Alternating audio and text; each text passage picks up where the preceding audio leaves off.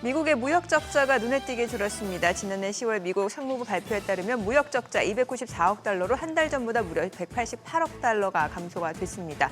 2009년 이후 그러니까 16년 만에 가장 작은 규모라고 하죠. 네, 수출이 늘어난 것도 있지만 이번에 수입 감소가 결정적이었습니다. 배경으로 지목되는 게 바로 트럼프 대통령의 관세 정책인데요. 의약품에 100% 품목 관세를 매기겠다고 예고하자 미국 기업들이 9월 이전에 이미 수입을 앞당겼고 그 여파가 10월 수입 급감으로 이어졌다는 분석입니다. 네, 무역 적자 개선 흐름이 이어질 경우에 미국 경제 성장률에도 긍정적이라는 전망이 나옵니다. 다만 이제 현지 시간으로 9일이죠. 연방 대법원이 트럼프 관세 위법성 여부를 판단할 것으로 예정이 되면서 고관세 기조가 유지될지는 아직까지는 변수로 남아 있습니다. 네, 뭐 그게 이제 대법원에서 뭔가 네. 일정 발표가 있었던 것이고 그게 현지 시간으로 금요일 날 뭔가 발표를 한다 해서 한 지금 오전 이제 10시쯤 나올 텐데 시장의 아직은 추측이죠. 네. 네. 자, 이런 가운데 트럼프 대통령은 미국 우선주의에 더 속도를 내고 있습니다. 베네수엘라 군사작전에 이어서 이번에는 60곳이 60곳이 넘는 국제기구에서 탈퇴하겠다고 선언하고 관세로 확보한 재원을 바탕으로 내년 국방 예산을 50% 늘려서 1조 5천억 달러 규모, 우리 돈으로 2천조 원이 좀 넘습니다. 그러한 규모로 확대하겠다는 계획도 내놓았습니다. 네, 트럼프 대통령의 고관세, 고국방비 전략, 글로벌 경제 또 국제 질서에 어떤 영향을 주게 되는지 잠시 후 자세히 알아보도록 하겠습니다. 지금 보시고 계신 머니쇼는 SBS BJ과 유튜브에서 실시간 시청이 가능하고요. 국내 주식 정보 받아보실 분들은 카카오톡 채널 머니랩 추가하시기 바랍니다. 또 모든 투자 판단의 책임은 투자자분들께 있다는 점 알려드립니다. 그럼 글로벌 증시 상황부터 정리해 볼까요? 최주연 아나운서 소식 전해주시죠. 오늘 시장은 어제와는 정반대의 흐름이 나타났습니다. 그나마 시장을 떠받쳐주던 기술주의 모멘텀이 사라지면서 차익실 매물이 나오고 간밤 경기가 괜찮다는 지표들이 공개되면서 경기 순환주로의 순환매 장세가 펼쳐졌습니다. 또 이런 가운데 시장은 다시 트럼프 대통령의 발언에 휘둘리고 있는데요. 트럼프 리스크에 급락하는 방산주도 밤사이에는 다시 상승세로 돌아섰습니다. 이에 기술주 중심의 나스닥 지수만 홀로 하락했는데 마감 상황 보면 다우지수와 S&P 500 지수는 각각 0.55%, 0.01% 상승한 가운데 나스닥 지수는 0.44% 떨어졌습니다. 빅테크 기업은 대부분 상승 열기가 빠졌습니다. 엔비디아는 중국 정부가 이르면 1분기 안에 엔비디아 H200칩 구매를 승인할 것이란 소식에도 결국에는 2% 넘게 하락했습니다. 그동안 CES 2016 이벤트와 또 삼성전자의 잠정 실적 발표로 생성됐던 기대감이 빠지면서 엔비디아를 비롯해 반도체 기업들이 대부분 약세를 보인 것으로 풀이됩니다. 또 애플은 오늘 0.5% 빠지면서 7거래일 연속 약세 이어갔고요. 마이크로소프트도 1%가량 빠졌는데요. 다만 이런 하락장 속에서도 알파벳은 탄력적으로 움직였습니다. AI 경쟁에서 구글의 제미나이가 오픈 AI의 챗GPT를 뛰어넘을 것이라는 평가가 나오는 것이 호재로 작용했는데 캔터피트 제럴드는 AI 시장 내 제미나이의 점유율 확대가 가속화될 것이라면서 목표 주가를 기존 310달러에서 370달러로 상향 조정하자 오늘 알파벳 주가는 1.11% 강세 나타냈습니다. 시청 6위부터도 보면 반도체주들의 대체로 조정이 나오면서 오늘 브로드컴 주가 3% 넘게 급락했고요.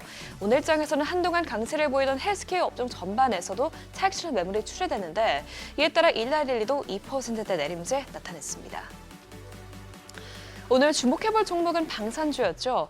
트럼프 대통령이 어제는 방산업체들에게 이 자사주 매입과 또 배당금 지급을 금지해야 한다고 언급했는데요. 오늘은 국방비를 증액해야 한다고 말하면서 방산주들이 급반등했습니다.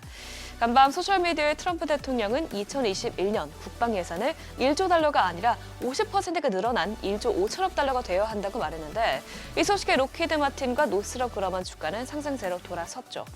이렇게 시장은 트럼프의 발언에 최근 큰 변동성을 보이고 있는데 이외에도 오늘은 트럼프 대통령의 상호관세 적법성 판단이 나올 가능성이 제기되고 있습니다. 만일 트럼프 정부가 패소할 경우 수입업자들에게 환급해야 할 관세가 1,355억 달러에 달하기 때문에 이와 관련해서 자산시장이 요동칠 수 있는 점 주의해서 봐야겠습니다. 투자자들은 또 오늘 밤에 나올 고용보고서에도 촉각을 기울이고 있죠.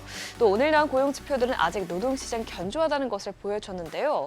우선 신규 실업수당 청구 건수는 20만 8천 건으로 나오면서 시장 예상치를 밑돌았고요. 아직도 코로나 이후로 가장 낮은 수준을 이어가고 있는 것으로 나타났습니다.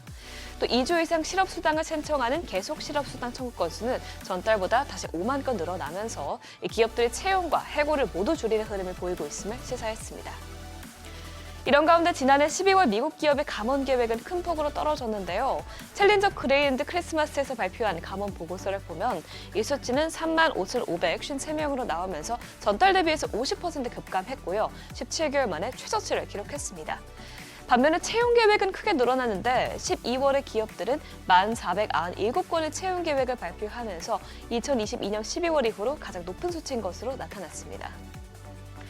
한편 미국의 노동 생산성은 급증했습니다. 이 제품 한 개를 만들 때 필요한 비용인 단위 노동 비용은 2% 가까이 줄어든 가운데 노동 생산성은 4.9% 급증하면서 2023년 3분기 이후로 가장 높게 나왔습니다. 기업들이 인건비 등 근로자에게 지급하는 비용을 줄이고 있지만 최소 인력으로 더 높은 산출력을 내고 있다는 건데요. AI 발달로 자동화가 늘어나면서 전반적인 생산성이 향상되고 있는 것으로 분석됩니다. 이 생산성 향상은 임금 상승이 물가로 전이되는 압력을 제한하기 때문에 연준 입장에서는 안도할 만한 대목인데 다만 만일 고용 시장이 경기 둔화가 아닌 AI로 침체되는 것이라면 과연 금리 인하가 노동 시장을 살릴 수 있을지에 대한 본질적인 고민이 나올 수 있을 것으로 보입니다. 간밤에 나온 고용 지표들은 견조하게 나온 것처럼 이 월가에서는 이번 12월 고용 데이터가 예상보다 좋을 것이라고 관측하고 있습니다.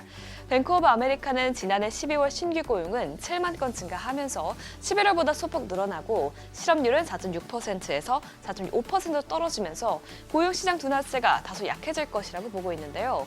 이번 결과로 올해 연준의 금리 경로를 점칠 수 있을 만큼 주목해서 봐야겠습니다. 국채금리는 예상보다 강하게 나온 고용지표에 큰 폭으로 올랐습니다. 간밤 10년물 금리가 0.02%포인트, 2년물 금리가 0.01%포인트 뛰었습니다. 밤사이 특히 국제유가는 급등했습니다. 어제 미국이 러시아 국적의 유조선을 납포하면서 이 미러 갈등이 커질 수 있다는 우려가 나온 가운데 원자재 지수 리밸런싱이 시작되면서 그동안 하락했던 원유에 대한 기계적 매수 자금이 유입된 것으로 분석됩니다. 또 귀금속 시장도 지수 리밸런싱에 대한 경계감으로 장수반 크게 빠졌는데요. 다시 매수세가 들어오면서 소폭 상승으로 마감했습니다. 금선물 0.09% 오르면서 온트당 4,466달러에서 마감했습니다. 지금까지 굿모닝 마켓이었습니다.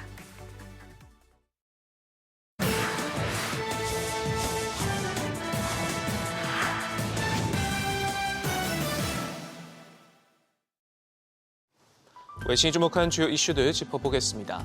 중국이 엔비디아의 H100 칩을 두고 얼추 계산기를 다 두드린 것 같습니다. 이르면 이번 분기 중 수입을 승인할 계획이라는 보도가 나왔는데요. 다만 그 절차가 굉장히 까다롭습니다. 제한적인 상업적 용도에 한해서 기업들이 일부 칩을 구매할 수 있도록 허용할 방침인데 기관들의 경우에는 개별 사안별로 심사가 이뤄지게 되고요. 또 군이나 정부 네트워크 같은 명확한 영역을 제외하곤 어떤 부문을 핵심 인프라로 규정할지도 불확실한 상황입니다.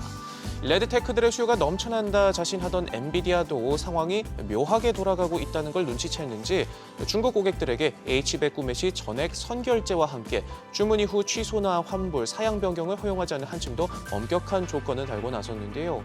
당장 당국도 절차가 마무리될 때까지는 칩 구매를 중단하라 단속에 나선 상황인지라 여전히 승인 여부가 불확실한 상황에서 재무적 부담을 고객에게 넘길 리스크를 최소화하려는 모습입니다. 중국이 그렇게나 애타게 찾던 엔비디아 칩을 두고 이렇게나 태도가 달라진 데에는 다 이유가 있어 보입니다. 이 새벽부터 토종 AI 기업들의 상장 러시가 이어지고 있는데요. 이번엔 오픈 AI가 경쟁자로 콕 집어 큰 주목을 받기도 했던 즈프 AI가 홍콩 증시에 성공적으로 데뷔했습니다. 최근 며칠 새에만 무어스레드부터 메타, X, 미런테크까지 중국판 엔비디아 기업들이 줄줄이 IPO에 나서며 잭팟을 터뜨렸는데 창업 5년 만에 유니콘 기업으로 성장한 즈프 AI는 특히 범용 인공지능 업체로는 중국 최초 상장이라는 점에서 더 큰 관심을 받고 있습니다. 미국에서도 올해 대어들이 잔뜩 대기 중입니다. 오픈 AI 라이벌로 꼽히는 엔스로픽도 몸집 불리기 여념없는데요. 3,500억 달러, 우리 돈 500조 원의 기업 가치로 100억 달러 규모의 추가 자금 조달에 나서기로 했습니다. 만약 성사되면 불과 넉 달여 만에 몸값이 2배 가까이 뛰게 되는 셈인데 이번 투자 라운드는 몇 주 내에 마무리될 걸로 예상이 되고요. 업계는 이번 신규 자금 조달이 AI 스타트업에 대한 투자 열기가 올해도 여전하다는 걸 보여준다면서 올해 상장을 계획 중인 엔스로픽의 잭팟을 점치고 있습니다. 이렇게 AI 붐이 여전한 가운데 인공지능 확산으로 사이버 공격 수법이 더욱 정교해지면서 보안 소프트웨어 기업 크라우드 스트라이크도 주목을 받고 있습니다. 연신 포트폴리오를 강화하고 있는데 이번엔 아이덴티티 관리 스타트업 SGN을 약 7억 4천만 달러에 사들이기로 했습니다. 크라우드 스트라이크는 월가의 대표적인 기술 낙관론자죠. 웨드부시에 댄 아이브스가 꼽은 올 한 해를 이끌 최고의 AI 수혜주 톱5 리스트에 이름을 올리기도 하면서 눈길을 끌고 있습니다. 아이브스는 크라우드 스트라이크가 AI 기반의 사이버 보안에 대한 관심을 계속해서 수익으로 연결할 수 있을 걸로 내다보면서 여전히 저평가돼 있다. 강세 시나리오에서 주가가 향후 1년 내에 $700까지 뛸 것으로 전망하고 있습니다.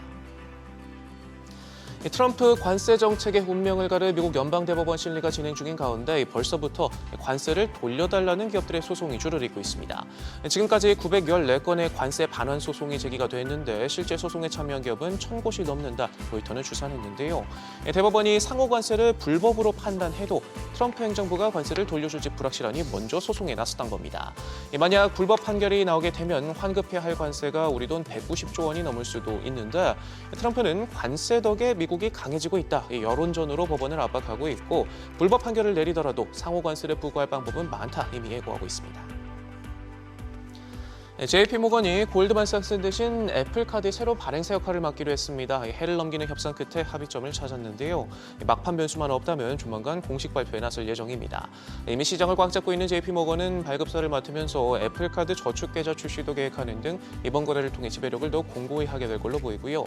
골드만삭스는 10억 달러의 손실을 감수하기도 했지만 아픈 손가락인 애플카드 사업을 정리하면서 험난한 소비자 금융 사업을 마무리하게 됐습니다. 지금까지 글로벌 비즈였습니다.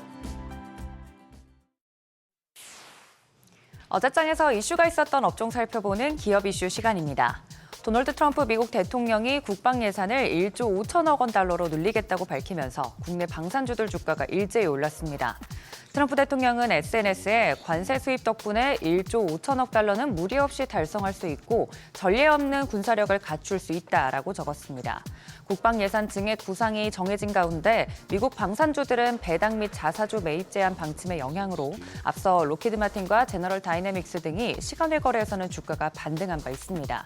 국내에서도 움직였던 방산주들 살펴보면 LIG 넥스원이 대표적으로 8%대 급등했고 한화 에어로스페이스도 7.9%, 한화 시스템까지 3% 강세 마감했습니다. 방산주와 함께 수주 기대감이 커져가는 조선주도 올랐습니다. 글로벌 에너지 투자 확대와 함께 LNG 운반선을 중심으로 한 조선업 수주 환경이 다시 뚜렷한 회복에 들어섰다는 전문가들의 분석이 나오고 있습니다. 최근 발주 실적은 당초 예상을 웃돌며 마무리가 됐고 향후 2년에서 3년간 예정된 글로벌 프로젝트 물량을 감안하면 수요가 공급 능력을 상회하는 흐름이 이어질 가능성이 큽니다. 이에 따라 조선업 전반의 업황 기대도 점진적으로 높아지고 있는데요. 조선주들 살펴보면 SNC가 8%대, 하나오션도 7%대 강세 보였고 HD 현대중공업이 4.49%, 삼성중공업까지 3.9%대 상승했습니다. 더 핑크퐁 컴퍼니가 단일 흥행 사례를 넘어서 국가별 특성에 맞춘 전략을 본격 가동합니다. 태국, 싱가포르, 인도네시아 등 동남아시아 핵심 시장에서 오프라인 사업 확장에 나설 예정인데요.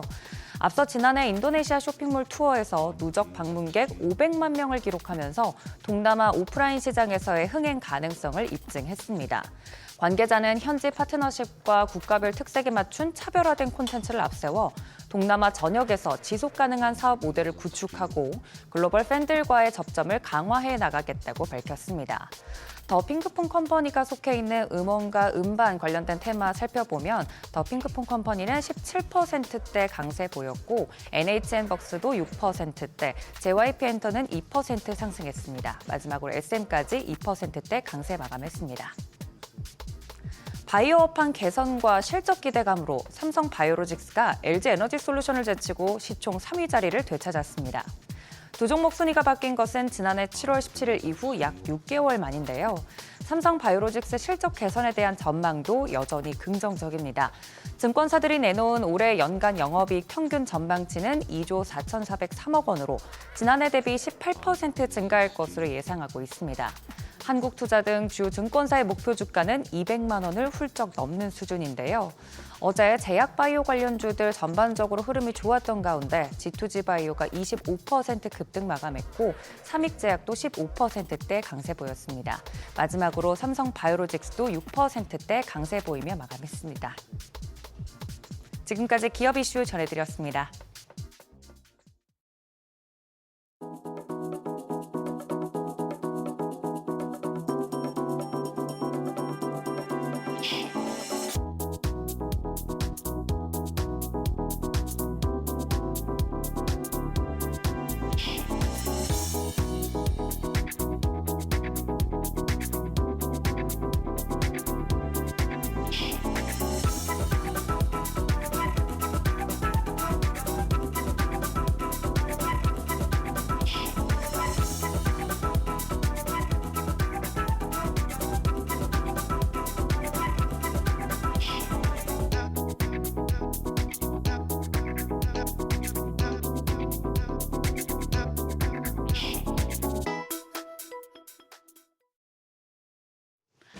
어제까지 코스피가 5거래일 연속 사상 최고치를 기록했습니다.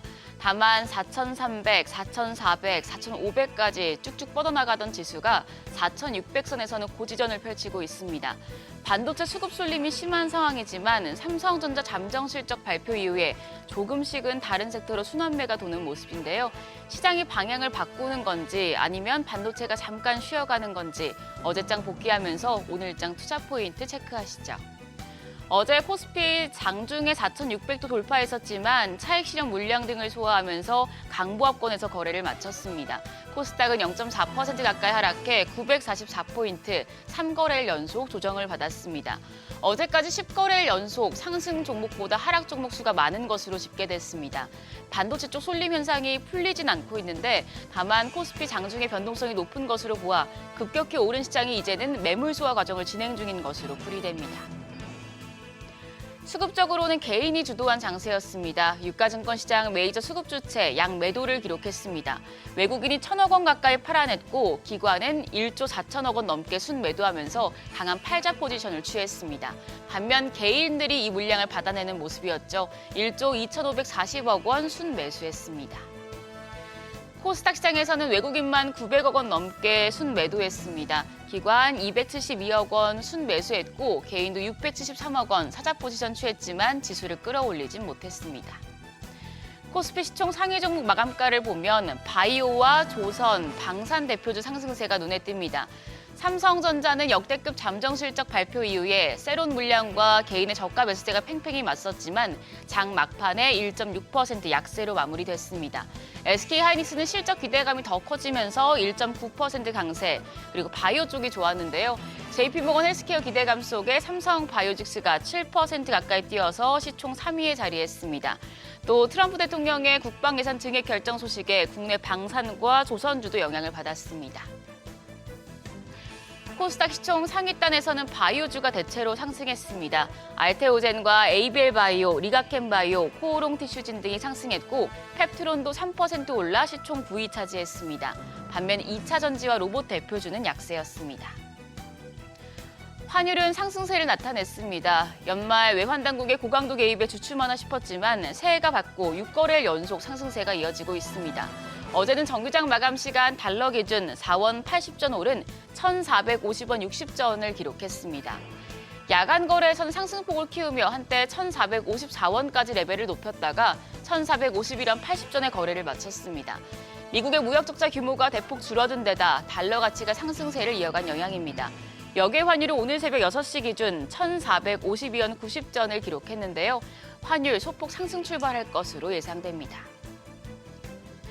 반도체 쏠림 현상이 과열되면서 다른 섹터로 조금씩 순환매가 돌고 있는데요. 제약바이오 업종의 경우 다음 주 JP모건 헬스케어라는 빅 이벤트가 예정돼 있기 때문에 기대감이 큰 상황입니다.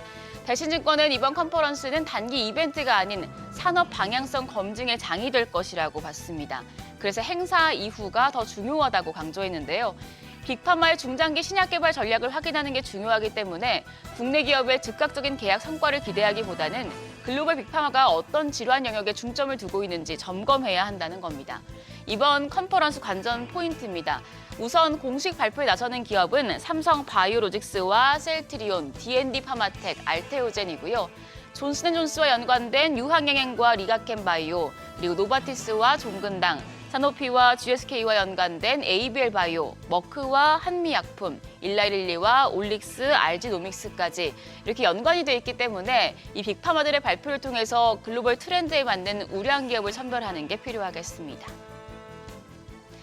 일정입니다. 오늘 LG전자 4분기 잠정 실적을 발표합니다. 미국 관세와 계절적인 비수기 그리고 전사적 희망퇴직에 따른 일회성 비용 3중고가 맞물리면서 저조한 성적표가 예고돼 있습니다. 한편 TSMC는 12월 매출을 발표해 주목받고 있습니다. 어제 시간의 거래에서는 로봇과 제약바이오주가 강세 보였습니다. 로봇주는 CES 이후에 관심이 이어지는 분위기고요. 제약바이오주의 경우 JP모건 헬스케어를 앞두고 기대감이 점점 커지고 있습니다. 흐름 참고하시죠.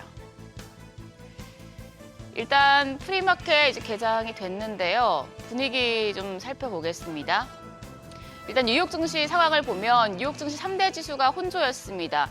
최근 가파르게 올랐던 반도체주에서 차익 실현 매도가 이어지고 또 매각 자금은 경기 순환주로 옮겨가는 흐름을 보였는데요. 오늘 국내 증시 어떨까요? 좀 반도체 쏠림 현상이 풀리면서 다른 쪽으로 순환매가 돌 수 있을지 주목되는 상황입니다. 프리마켓 상황 체크해 보겠습니다. 일단 유가증권 시장 시총 1위부터 6위까지 확인하시죠. 삼성전자 제외하고 나머지 종목들은 강세입니다. 삼성전자는 0.4% 내림세입니다. 거래가 13만 8,200원. SK하이닉스가 0.3% 강세로 75만 8,000원. 삼성 바이오로직스가 0.5% 강세 보여주고 있고요. LG 에너지솔루션도 0.8% 상승세, 거래가는 36만 9,000원입니다. 현대차가 2.8% 뜁니다. 35만 원. 또 HD 현대중공업도 0.9% 가까운 오름세로 58만 7,000원에 거래되고 있습니다. 코스닥 시총 1위부터 6위까지도 확인하시죠. 알테오젠이 0.7% 상승세 이어갑니다. 48만 2,000원에 거래되고 있고요. 2차전지 대표주 흐름도 양호합니다. 에코프로비엠이 0.14% 오름세로 14만 6,500원, 에코프로가 1% 가까이 상승하면서 9만 2,500원에 거래되고 있습니다. 반면 ABL 바이오는 1.2% 약세로 21만 3,000원, 레인보 로보틱스가 0.9% 강세로 45만 1,000원, 리가켄 바이오는 0.3% 약세입니다. 현재 거래가 18만 3,800원으로 기록되고 있습니다. 오늘 국내 증시, 오늘은 또 반도체 쪽 쏠림 현상이 좀 풀릴 것으로 보이는데요. 제약바이오 방산주 흐름 어떨지 체크하시죠. 지금까지 어제장 오늘장이었습니다.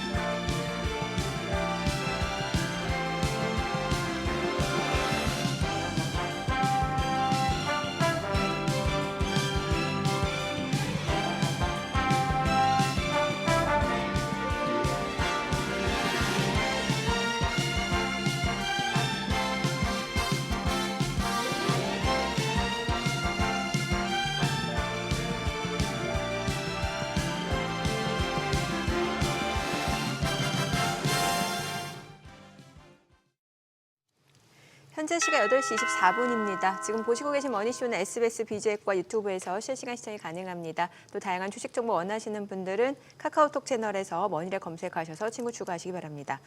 간밤 주요 기술주들은 좀 많이 떨어진 상황인데 오히려 중소형주 러셀 2000은 굉장히 좋았고 뭐 경기 민감주, 소재, 산업, 금융 이런 쪽도 괜찮았습니다. 네. 예.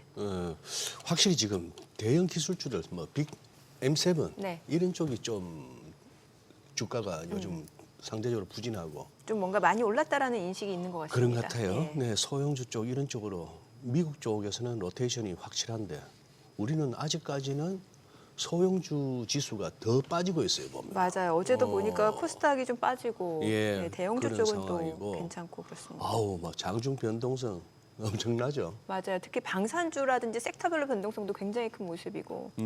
어제 뭐 옵션 만기이라서 그런 면도 없잖아 있었겠지만 아유 뭐 장중에 그 출렁출렁거리는 게 엄청나기도 네. 하고 맞아요. 뭐 현대그룹주들은 왜들 그렇게 다 강하게 시작했다가 대다수가 또 음봉이 나오는지 하루하루 참 다이내믹하면서도 네. 사후 설명이라도 좀 바로바로 이렇게 나올 수 있는 그런 장이었으면 좋겠는데 그것도 쉽지는 않네요. 쉽지 않죠. 예. 여기에다가 또 이제 미국 현지 시간으로 금요일 한 오전 10시쯤 연방 대법원 이제 판결이 예정된 상황인데 어떤 판결을 하겠다라고는 밝히지 않은 상황이고 근데 그 이제 관세 관련한 판결은 확정은 아니죠 지금. 확정이 아니고 보통 이제 그렇지 않을까 날짜도 하는 잘 정도. 고지를 안 하는데 이제 웹사이트를 통해서 예. 1월 9일 판결을 하겠다. 근데 이제 아마도 이제 트럼프 대통령이 그 패스트 트랙을 요청한 상황이기 때문에 네. 그 상호관세에 대한 위헌 여부도 판결이 나지 않을까라는 추측인 거죠. 거기다가 만약에 네. 그동안 거둬들였던 관세 돌려주라까지 나오면 진짜 많이 혼란스러울 텐데 그죠? 트럼프 대통령이 뭐 그런데 품목관세라든지 여러 가지 카드도 만지작대니까 카드는 만지작거린다. 예, 이거 참 알 수가 없는 상황인 것 같습니다. 예. 아 그래요. 자 네. 오늘 누가 나오셨나? 오늘 CMS증권 박상준 이사님 함께합니다. 어서 오세요. 어서 오세요 박 이사님. 하하, 오늘 주말이구나. 네. 박 이사님 복장 보니까 주말 맞네. 네, 그러면 저희 캐주얼 데이여가지고 캐주얼 데이. 네, 뭐 중요한 미팅 있지 않으면 제가 또 이렇게 작년 한 해 저기 뭐야 저 비즈니스 측면에서는 네. 어땠어요? 그 회사나 아니면 박 이사님 개인적으로나. 저희가 이제 중국 회사다 보니까 네네. 이제 중국 증시가 매일 사업 쪽에서 이제 가장 크거든요. 미국도 다르고 네. 하지만 그래서 이제 작년에 나쁘진 않았던 것 같아요. 왜냐하면 이제 그 3년 정도가 중국 증시가 굉장히 안 좋았었고 네. 이제 2024년 9월부터 급등하고 작년에는 이제 중국 증시가 이제 좋았잖아요. 그렇다 보니까 아무래도 시장에서 관심도 좀 있고 이제 기관 투자자분 저희는 이제 기관 투자자 비중이 더 크니까 기관 투자자분들의 이제 아무래도 뭐 좀 다변화하려고 하는 그런 비중들이 좀 많이 있었어가지고 작년에는 많이 좀 바빴던 것 같습니다. 그래요. 네. 저는 박 이사님 보면 두 가지가 떠오르는데 네. 종목 중에는 조비에이션 떠오르고 또 하나는 라부부가 떠올라요. 요새 판마트 많이 안 좋죠. 예? 주가가 많이 안 좋아요. 주가가 네. 요즘에 핫한 건 또 에어로바이러먼트죠. 네, 저 요새 예. 방산주 뭐 어제 또 방산주 많이 오르고 그쪽은 드론 쪽인가요? 맞아요, 드론 쪽. 네, 예. 맞습니다. 그쪽이 요새 에어로바이러먼트가 굉장히 좋고 이제 사실 근데 중소형주가 작년 10월부터 해가지고 주가 많이 좋았어가지고 조비 에비에이션, 뭐 에어로바이러먼트 해가지고 되게 좋았다가 네. 사실 11월 이후에 주가가 다시 좀 하락을 했었어요. 맞아요. 이제 많이 예. 조정 받으면서 예. 그래서 이제 관련돼서 뭐 히토리도 마찬가지고 주가가 많이 이제 떨어졌다가 최근 들어서 이제 방산주 같은 경우에는 다시 올라오기 시작을 했었고 히토리 관련 주식이라든지 뭐 이런 것도 조금 주목받기 시작을 했죠 다시. 방산주 말씀 주셨는데 사실 어제 국내 증시에서도 보면 방산주들 주가 변동성이 굉장히 큰 상황이고 간밤 뉴욕 증시에서도 이제 방산주들이 그 전날까지는 사실 트럼프가 뭔가 뭐 자사주 매입이라든지 이 부분에 대해서 뭔가 제동을 거니까 주가가 떨어졌다가 또 국방비를 1조 5천억 달러까지 50% 늘리겠다라고 하니까 딱 올랐다가 네. 또 이게 의회 권한이라고 하니까 약간 상승폭 축소됐다가 이게 굉장히 정책에 따른 변동성이 좀 큰 상황이거든요. 그렇죠. 아무래도 이번에 이제 그 베네수엘라 마두로 예. 대통령 이제 체포되고 나서부터 예. 그 작전이 굉장히 성공적이었었잖아요. 예. 그렇다 보니까 이제 거기에 관련돼서 방산주들이 주가 많이 올랐었고, 네. 뭐 이제 뭐 그린란드에도 무력으로 뭐 이제 개입할 가능성도 있다, 뭐 이런 이야기도 나오면서 다시 한번 방산주가 조금 관심을 많이 받았었는데. 뭐 이제 그 배당 지급이라든지 자사주 매입을 못하게 한다. 사실 방산주를 생각해 보면 저희가 이제 그 2022년도에 그 우크라이나 전쟁 시작된 이후부터 이제 사실 뭐 각자도생의 시대 뭐 이러면서 방산주가 굉장히 이제 장기 상승 트렌드로 들어가면서 이제 주목을 많이 받기는 네네. 했지만 저희가 그 전을 생각해 보면 방산주에 대한 접근은 배당이었었잖아요. 이제 거의 고배당주다. 뭐 이렇게 해서 이제 배당주로 접근을 좀 많이 했었거든요. 그렇다 보니까 이제 방산주에 대해서는 아직도 배당에 대한 기대감이라든지 자사주 매입 이런 것들이 있는 상황인데 그거에 대해서 더 이상 그런 거 하지 말고 그 돈으로 이제 R&D 투자하고 무기 만들고 이런 거 더 열심히 해라 이런 이야기를 하니까 이제 사실 그런 측면에서는 이제 좀 어떤 지수식의 매력이 떨어질 수 있으니까 그것 때문에 이제 그날은 좀 또 하락을 했죠. 네. 그래서 그날 뭐 로키드 마틴이나 이런 데는 4에서 5%씩 뭐 이렇게 좀 많이 하락을 했었는데 그날 에어로바이러먼트는 또 안 떨어졌어요. 맞아요. 사실은. 네, 이게 또 아이러니하게 한 건데 이제 배당이 없어요. 자사주매입도 없고 그냥 아직 손실이라서 손실 기업이다 보니까 아이러니하네. 그게 없어서 영향이 네. 거의 없었지 않나. 그날도 주가 상승을 했었고 네. 그리고 사실 이제 아까 말씀하신 1조 5천억 증액 같은 경우에도 이제 장 이후에 또 이제 영향을 많이 주다 보니까 장 이후에는 에어로바이먼트를 또 많이 오르는 이런 모습들을 좀 보여주긴 했었는데 사실 저희가 이제 미국의 천조국이라고 하잖아요. 국방비를 1,000조를 지출한다. 그래서 이제 2026년 회계연도 이제 2026년 9월에 끝나거든요. 그 회계연도에도 지금 9천억 정도의 국방비를 쓰는데 네. 1조 당연히 넘어가는 거고 근데 이거 1조 5천억으로 한 50% 이상 증액을 한다라고 네. 하면 2천조가 넘어가요. 그래서 예. 이제 저희가 내년부터는 만약에 이제 통과되고 다 한다고 하면 2천조국이라고 불러야 되는 이런 상황이 좀 발생할 수도 있는데 사실은 이게 이제 그 베네수엘라 작전이 너무 성공적으로 이제 그 성공하다 보니까 이제 거기에 대한 좀 자신감이었었던 것 같아요. 그래서 사실 이제 시장에서도 전 세계적으로 미국의 국방력이 역시나 굉장히 우수하구나라고 하는 것들이 좀 부각이 되면서 거기에서 좀 자신감 얻어서 1.5천억 원으로 5천억 달러로 증액을 한다라든지 그런 이야기들이 나온 것 같은데 아까 말씀하신 것처럼 이제 뭐 의회 통과도 해야 되고 사실 갈 길은 좀 멉니다. 하지만 그 의지가 굉장히 강하다는 것을 얘기를 한 거고 사실 방산주 같은 경우에는 뭐 좀 아직까지도 장기적인 트렌드인 것 같아요. 그러니까 이런 이슈가 있을 때마다 급등을 하고 다시 좀 떨어지고 이런 모습들을 보이지만 장기적으로는 계속 상승 트렌드일 수밖에 없는 그런 상황이라고 볼 수 있고 이번에 이제 베네수엘라 그 마두로 대통령 이제 체포하는 그거에 대해서 굉장히 좀 그 의미심장한 여러 가지 일이 있는데 이제 중국과의 견제도 여기 들어간 거잖아요. 네네. 근데 이제 중국이 베네수엘라의 관계가 굉장히 좋거든요. 그리고 베네수엘라가 사실은 이제 그 중남미 쪽에서 갖고 있는 어떤 그 우두머리 같은 지위가 있으니까 네. 이제 중국 입장에서는 거기만 잡으면 된다라고 생각을 했었고 그래서 이제 베네수엘라가 중국 무기도 많이 샀어요. 근데 그 중에 이제 그 스텔스라든지 이런 것 감지하는 레이더가 있거든요. 네. 근데 그게 요번에 작동을 안 했다라는 거잖아요. 중국에서 수입한 무기가 네, 그게 작동을 안 했다라는 거죠. 그게 작동했으면은 사실 이제 뭐 델타포스가 들어올 때 그게 다 걸렸어야 되는데 그런 게 잡히지 않았잖아요. 그래서 사실 요번에 이게 뭐 그냥 성공적인 작전이다라고 끝날 수 있지만 중국의 의지를 하는 동맹국들 입장에서는 과연 우리가 이제 지금 무기가 재편된 거잖아요. 그렇죠. 양쪽으로. 예. 이제 미국 관련된 동맹국들은 미국이나 한국 무기 쓰는 거고 이제 중국 관련돼서는 중국 무기나 러시아 무기 쓰는 건데 과연 우리가 저기에 의지할 수 있을까라는 의구심도 생길 수 있다라는 측면에서는 굉장히 좀 생각해 볼 만한 어떤 이슈가 되지 않았나. 중국에서 수입한 게 뭐 불량이었던 건가요? 불량은 아니고 중국이 원래 이제 그 본인들의 동맹 국가라고 해도 그 최첨단 무기를 미국도 마찬가지잖아요. 이제 무기의 어떤 좀 다운그레이드 시켜가지고 보내는 그런 것들이 있어요. 그렇다 보니까 그게 작동을 안 하는 거야. 불량이라기보다는 그렇다 보니까 이제 동맹국들 입장에서는 이거를 과연 우리가 좀 의지를 하고 가도 되는 것이냐라고 하는 의구심이 이제 들 수밖에 없는 거죠.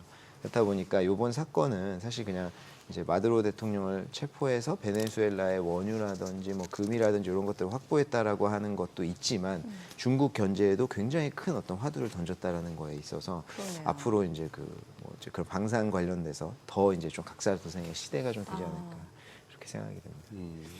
아직은 뭐 우리가 다들 뭐 카드라 수준이고 어디서는 뭐라 그러던데 하는 수준인데 왜냐하면 그렇죠.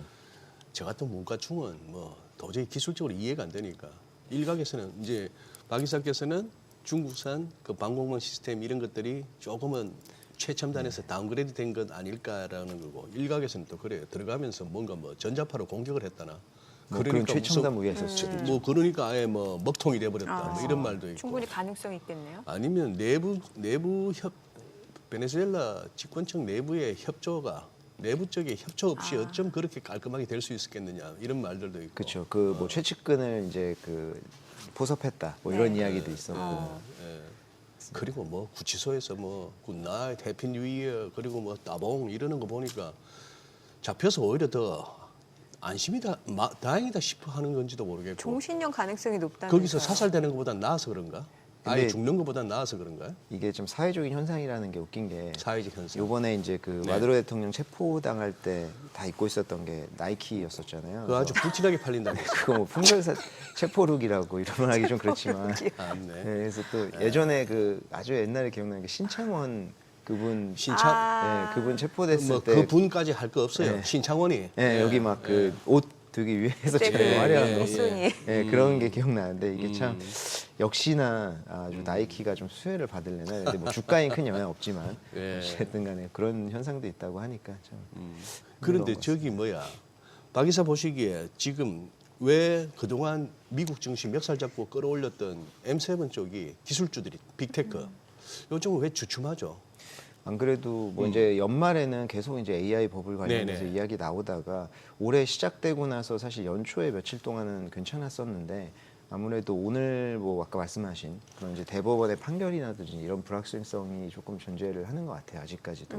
그렇다 보니까 이제 그 엔비디아 같은 경우에도 어제 좀 급락을 했었는데 네. 이제 엔비디아에서 지금 중국에 뭐 현금으로 지급을 해라 뭐 이런 이야기들 이야기했었잖아요. H200에 대해서 예, 우리가 예. 수출을 해주는 대신에 현금으로 지급해라. 이런 이제 어떤 입장 변화나 이런 것도 이제 그 엔비디아나 이런 이제 AI의 뭐 어떤 그 선두주자라고 할 수 있는, 그러니까 이제 리더라고 할 수 있는 엔비디아 같은 경우에도 이제 H200을 중국에 다시 좀 팔게 되면 아무래도 이제 매출이라든지 이런 확대에 큰 도움이 될 것이라는 기대감들도 있는 상황이고 그게 거의 다 왔다라고 생각되는데 오히려 중국에서 선별적으로 받겠다라는 이야기들을 지금 하고 있는 거잖아요.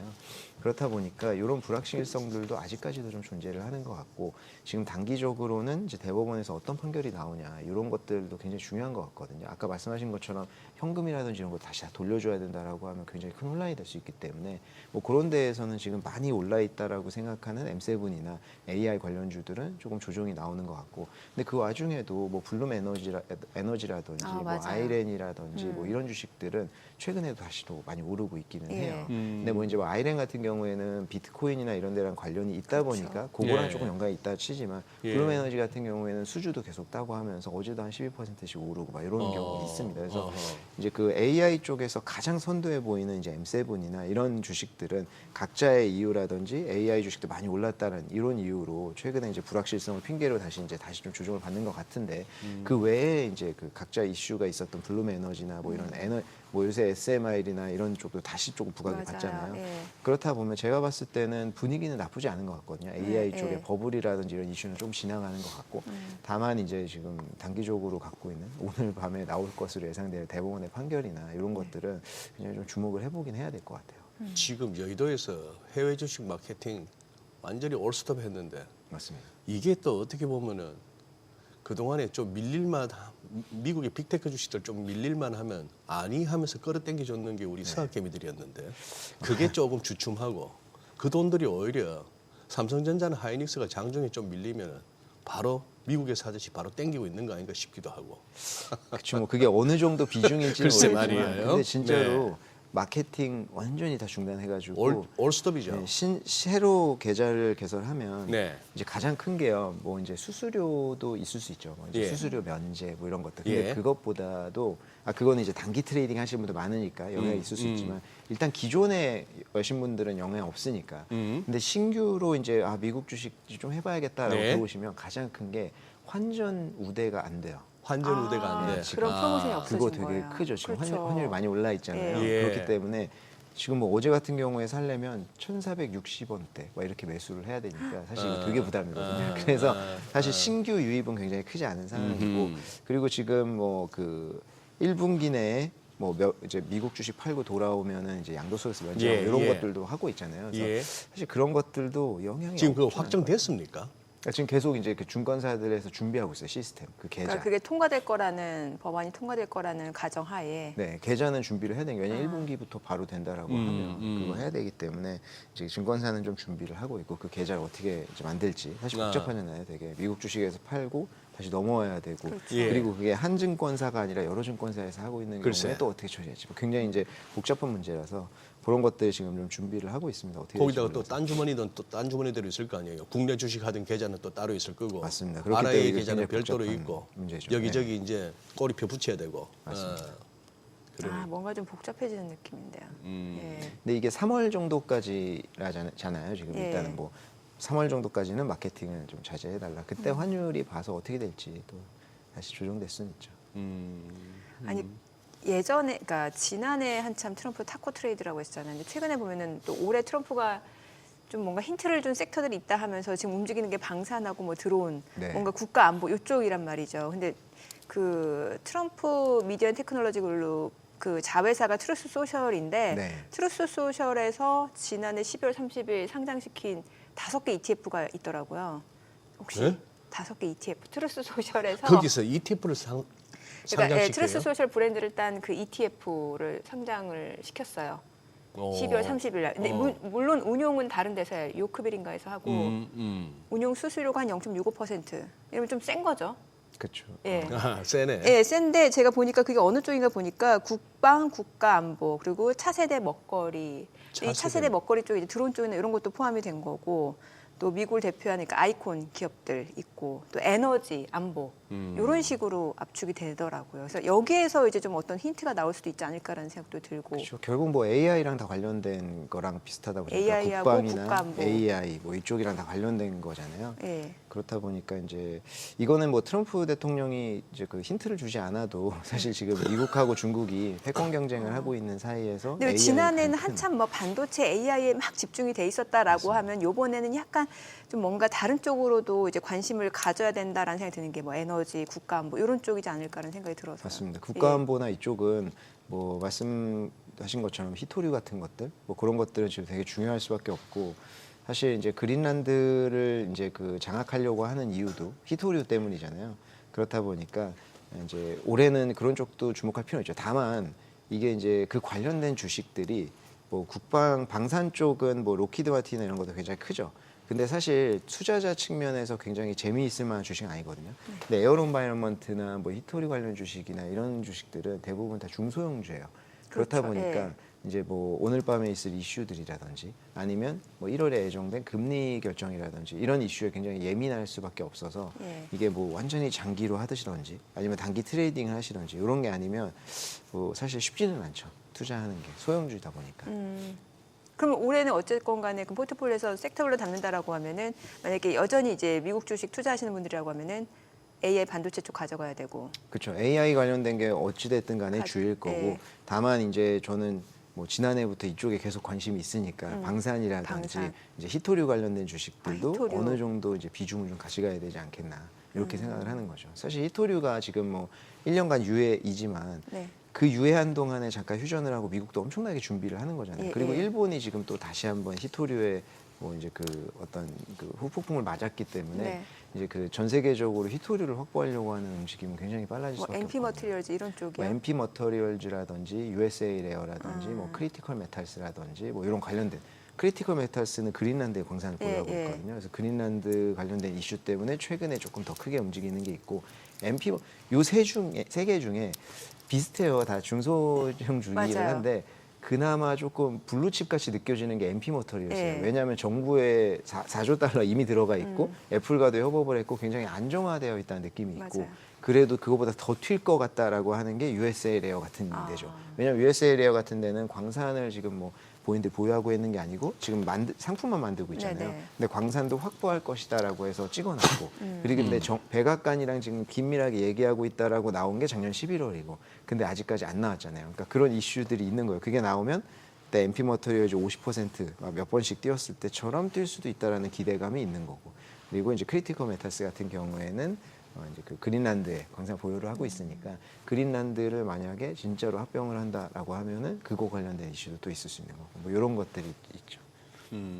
아니, 그린란드 총리는 뭐 당연히 발끈하지만 네. 무슨 말도 안 되는 소리냐지만 그린란드 주민들 입장에서는 맞습니다. 솔깃할 수도 있겠습니다. 맞습니다. 그리고 그게 미국 사실 사람 미국인이 되는 거 아니에요? 그렇죠. 그 돈도 준다며. 예, 바로. 돈도 현금으로 준다라고 하고 그리고 이게 사실은 그런 것 같아요. 이제 뭐 무력 이야기를 하지만 이제 베네수엘라랑은 완전히 다른 케이스잖아요. 그래서 네. 당연히 그렇게 할 거라고는 예상은 안 하고 이제 누구나 생각하는 거는 어떤 협상의 여지가 있지 않을까. 덴마크 자치령으로 있을 것이냐, 미국이 될 것이냐라고 하는 것들이 선택이 된다라고 하면은 그건 또 아무도 모르는 그런 상황이 되는 거죠. 사실 뭐 캐나다처럼 그렇게 큰 데도 아니잖아요. 그렇다 보니까 요거는 뭐 총리는 당연히 그렇게 얘기할 수 있지만 현실적으로 투표에 붙인다든지 과거에 뭐 이제 크림반도나 이런 것처럼 그렇게 되면 어떻게 될지는 뭐 아무도 모르는. 다만 이제 이런 것들이 뭐 크림반도 병합도 마찬가지고 굉장히 어떤 야생의 시대가 된 것 같아요, 다시. 참 그렇죠. 뭐 우리가 덤덤하게 얘기합니다만 어떻게 보면 그냥 쉽게 얘기할 수 있는 맞습니다. 사안이 아니잖아요. 그죠? 마두로 대통령 체포도 네. 사실은 이게 국제 보면 당연하게 맞는 거고 하지만 아무도 뭐라고 할 수 없는 네, 그런 상황이 돼버렸으니까 이제 진짜 뭐 힘과 무력으로 이제 뭐 이제 다시 한번 그런 시대가 되지 않았나 생각합니다. 뭔가 제국주의 느낌이에요. 요즘에 아, 또 한참 서반구, 저희가 언제 서반구라는 개념에 대해서 이렇게 생각을 했었는지 이런 생각도 다시 들고요. 뭐 옛날 그 신냉전. 용어가 최근에 아주 자주 서방, 보이죠. 예. 웨스턴 헤미스피어라고 예. 해서. 예, 세계화 시대가 좀 다시 한번 지는 그런 그러니까 옛날로 돌아가는 거죠 다시. 그러네요. 아니 근데 그거 아까 저는 얼핏 이해가 안 되는데 네. 트루스 소셜에서 ETF를 상장한다? 네, 상장시켰어요. 12월 트루스 30일. 소셜이 그런 걸 할 수 있는 회사인가요? 예, 예, 예. 그 ETF를 그 이 브랜드. 그러니까 이제 트루스 트루스 소셜. 소셜이 그러니까 금융사가 아니고 글쎄. 이제 금융사는 따로 있을 거예요. 아, 그래서 그러니까 우리- 운영사는 요크빌. 아. 네. 그래서 이제 한국의 뭐 크래프트 테크놀로지 같은데 그러니까 AI로 운영하는 거기도 미국의 ETF가 상장되어 있는 게 있거든요. 거기도 마찬가지로 여기 금융사가 아니에요. 근데 여기다 이제 미국에 있는 금융사에다가 의뢰를 해가지고 거기서 발행하는 거죠. 자문을 네. 여기서 하는 예. 거죠. 네. 뭐 이런 식으로는 ETF 발행이 충분히 가능합니다. 어쨌건 브랜드는 앞에 다 그 TS가 붙어요. 네. 트럼프 소셜. 트루스 소셜. 아하. TS가 붙어요. TS. 사실 네. 이 경우는 진짜 브랜드만 줬다라고 브랜드, 봐야겠죠. 예, 사실 그렇긴 트루스 해요. 소셜에서 무슨 그거를 이제 자문하지는 않을 거잖아요. 그렇다 보니까 거의 브랜드만 줬다라고 봐야겠지만 뭐 그렇죠. 상징적인 의미를 부여하는 그렇죠. 거겠죠. 예. 네. 앞에 TS가 붙는 거니까. 정민은 나는 저기 한 9시에 한 50분쯤에 이제 머니쇼 끝나고 나서는 하루 종일 그냥 탱자탱자 노는 줄 알았는데 공부 많이 하시네. 탱자 논다고요? 그냥 노는 것도 아니고 탱자요? 네, 탱자 그러니까, 놀기도 하고 그래요. 아니 우리 저기는요. 이게 뭡니까? 한미 정상회담 그러고 나서 한한령 이 부분에 관심을 조금 가졌는데 시진핑 주석의 발언이 재밌죠. 얼음은 한 번에 녹지 않는다. 그러니까요. 이 말은 그러면은 당장은 아니다 이렇게 받아들여야 됩니까? 과일은 익으면 저절로 떨어진다. 그러니까 보채지 말라는 얘기잖아요. 그렇죠. 그러니까 이게 그러니까 석자 얼음이 한 번에 얼지 않는다라는 거잖아요. 그러니까 이게 한 번에 얼지 않는다라는 네. 표현이고 한 번에 녹지 않는다라는 네. 표현이랑 이제 같은 건데. 예. 그러니까 이게 지금 한한령이 생긴 것도 갑자기 생긴 것도 아니고 그러니까 한한령은 일단 중국에서는 뭐 그러니까 받아들이지 않습니다. 우리는 한한령이라는 게 있지 않다라고 그런 게 생각해요. 계속. 네. 있지도 하지만 않다. 이제 일단은 이런 이야기를 했다는 것 자체가 한한령에 대해서 어느 정도 이제 본인들이 수긍을 했다라는 것도 뭐 의미가 있을 수 있지만 어찌됐든 간에 그렇게 생긴 게 바로 생긴 게 아니고 과일도 때가 돼야 떨어진다 이런 얘기를 하는 거예요. 그렇죠. 사실은 예. 이게 예. 조건부 또는 점진적인 완화 가능성을 이야기하는 거죠. 사실은. 그러니까 이게 한 번에 풀린다기보다는 계속 이제 서로 간에 어떤 제스처를 보여줘야 우리도 그런 게 있지 않겠느냐. 하지만 다만 완화는 조금 되지 않겠나 이렇게 생각을 하고 있습니다. 뭐 나오셨으니까 또 중국 쪽도 한번 리뷰를 해볼까요? 저희가 사실 이제 한 해 리뷰할 때 보통 뉴욕 증시 리뷰, 그다음에 네. 이제 우리나라 리뷰 하는데 중국 쪽은 어땠나요, 지난해? 지난해 중국이 사실 한국에서 이제 개인 투자자분들께서 조금 이제 자산가분들이나 예. 이제 좀 중국의 과거에 수익을 내셨던 분들이나 이런 네. 분들은 그래도 관심을 좀 갖고 계셔서 예. 중국이 조금 올랐구나라는 걸 아시는 분들이 계신데 네. 사실 많은 분들께서 이제 한국 증시에 당연히 집중을 많이 했고요. 미국은 사실 성과 자체는 좋지 않았지만 그래도 작년에 기대감이 많았다 보니까 이 두 개에 조금 매몰돼서 중국은 조금 등한시했던 게 사실인데 그렇죠. 요걸 한번 보시면 코스피가 가장 많이 이제 11월까지의 누적이거든요. 코스피가 64%로 가장 많이 올랐고요. 이 두 번째 차인 엑스트라고 하는 게 창업판이라고 하는 네. 지수고 세 번째 스타 50이 과창판인데 여기가 글로벌 지수에서 2, 3위로 많이 올랐습니다. 그리고 미국 같은 경우에 보시면 나스닥이 21%, S&P 500이 16, 다우가 12%로 상대적으로는 좀 저조한 상황이에요. 코스피 그럼 다음으로 빨간색 그래프가 다 중국입니다. 중국 계열. 그래서 중국이 뭐 이제 뭐 항생테크나 심천이나 상해 네. 뭐 이제 조금 그런 지수들 빼고는 차이넥스트나 그러니까 창업판이나 과창판 이런 지수는 작년에 뭐 한국에 못지않은 그런 상승세를 좀 보였다. 그래서 나쁘지 않았었던 모습이었었고 이게 작년 한 해 되게 좀 해프닝이 많았었는데요. 2024년 9월에 증시가 급등하니까 네. 사람들이 관심 가졌다가 급등했던 거 50% 돌려냈거든요. 그러니까 역시나 중국 좀 다시 떨어지나라는 것이 있었고, 예. 근데 연초부터 달리기 시작을 했었어요. 그때 달렸던 거는 홍콩 증시였습니다. 그러니까 그래요, 사람들이 중국 증시가 다 오른다. 뉴스에 막 나오니까 홍콩 오른다라고 나왔겠죠, 당연히. 네. 하지만 개인 투자자분들은 중국이랑 홍콩의 구분이 없습니다. 그러니까 지금 홍콩 증시 오르니까 중국 증시라고 생각을 했었고, 그렇죠. 예. 그래서 상품을 기존에 본인들이 가입했었던, 근데 기존에 가입했던 상품들은 중국 본토에 투자하는 상품이었을 가능성이 굉장히 높아요. 왜냐하면 그 전까지는 중국 본토 증시가 더 좋았거든요, 홍콩보다. 홍콩 증시는 상당히 오른 시기가 안 좋았습니다. 그러니까 그런 상품들이 난무해 있던 상황에서 그런 상품 가입했을 텐데, 아니 내 거는 왜 안 올라? 중국 증시 계속 오른다고 하는데 막 예. 이런 게 발생을 했었던 게 2025년 1분기에 가장 크게 발생을 했어요. 그래서 저 네. 회색 라인들이 그러니까 홍콩 증시예요. 그래서 홍콩 증시가 상반기에는 굉장히 많이 올랐다라는 것이고, 4월 달에 이제 트럼프 대통령이 관세 때리면서 이제 증시가 떨어졌다가 그때부터 중국 증시들도 다시 오르기 시작했습니다. 그래서 연말에 보시면 빨간색, 흑색 할 거 없이 다 같이 비슷한 상승 폭을 보이잖아요. 그래서 하반기부터 중국 본토 증시가 급속하게 이제 캐치업을 하는 상황을 보이면서 본토 증시가 하반기에는 많이 올랐어요. 그래서 이제 상반기에 이게 중국 증시 오른다고 하는데 내 거는 안 오른다라고 해서 파신 분들이 이제 하반기에 조금 안타까운 그런 모습들이 작년에는 많이 연출이 좀 됐었는데, 그랬던 이유가 그 중국 본토의 투자자들이 네. 홍콩에 투자하는 자금이 작년에 엄청나게 증가했습니다. 그래서 이 빨간 기둥이 뭐냐면 중국 본토 투자자들이 홍콩에 투자하는 자금이거든요. 네. 그래서 2024년도도 증가를 했지만 2024년도에 증가한 거는 거의 4분기 9월 급상승 이후라고 볼 수 있고요.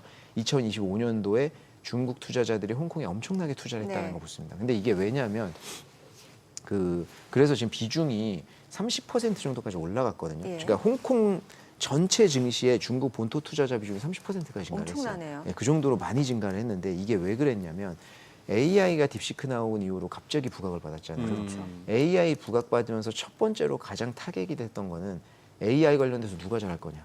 그래서 기존의 플랫폼 기업들이 엄청나게 저평가돼 있었잖아요. 네. 알리바바는 거의 무슨 완전히 그 바닥을 다지고 있었으니까 그런 데로 갑자기 자금이 몰리기 시작을 했는데, 중국 본토에는 알리바바나 텐센트 같은 플랫폼 기업들이 상장이 안 돼 있어요.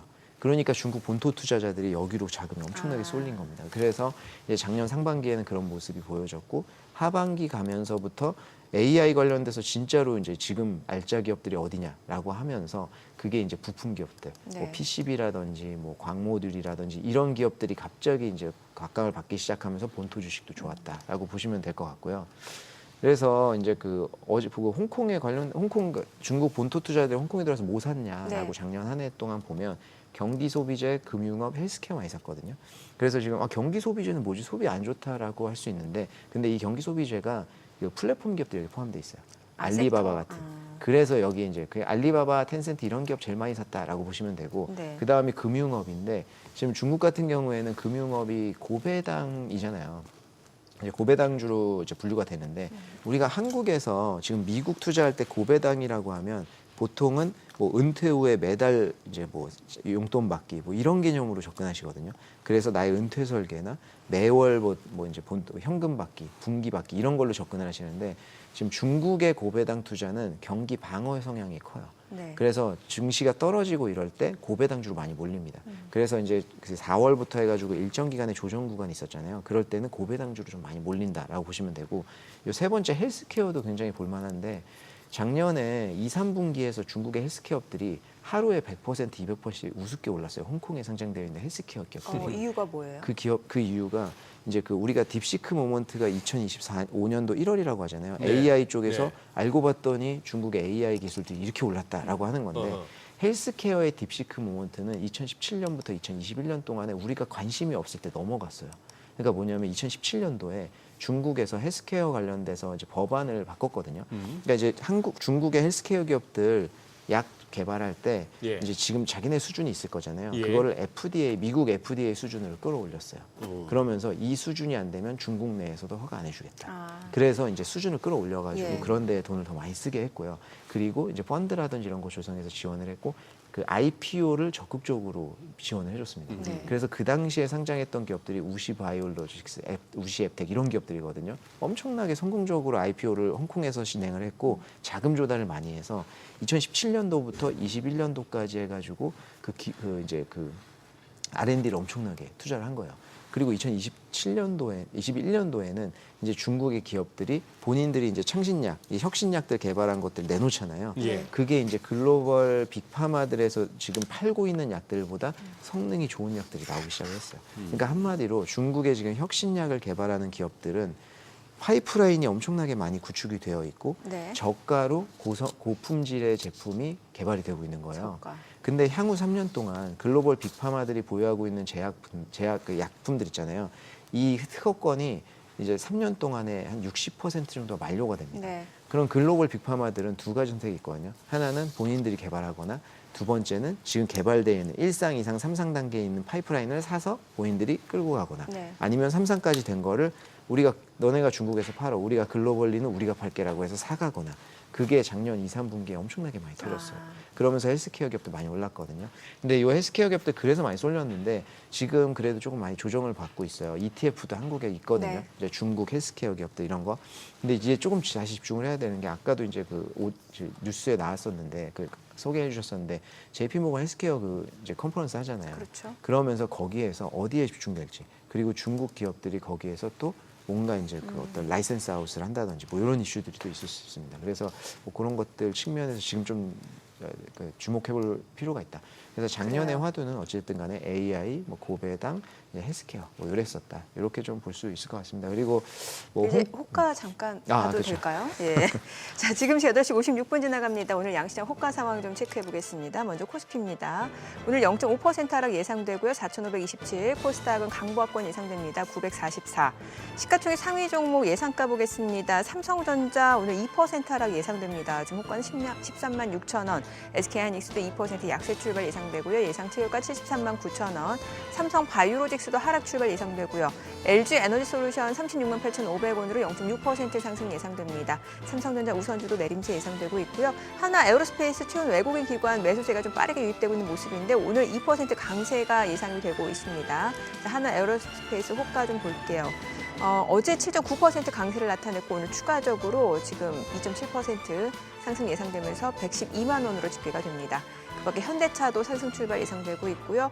HD현대중공업은 보합 예상됩니다. SK스퀘어 1.8% 하락 예상되고 두산에너빌리티가 호가는 84,500원으로 0.9% 상승 예상되고요. 코스닥 시가총액 상위 종목 예상가도 보겠습니다. 알테오젠 오늘 보합권 예상되고 있습니다. 호가는 47만 9천 원, 에코프로 혼조 출발 예상되고 있고 에이벨바이오가 1.3% 하락 예상됩니다. 레인보로보틱스는 45만 1천 원으로 0.8% 상승 예상되고 있고요. 리가캠바이오가 0.5% 오름세가 예상됩니다. 호가는 18만 5,400원이고 HLB는 호가가 5만 300원, 코롱티슈진 예상 체결가 7만 3천 원이고요.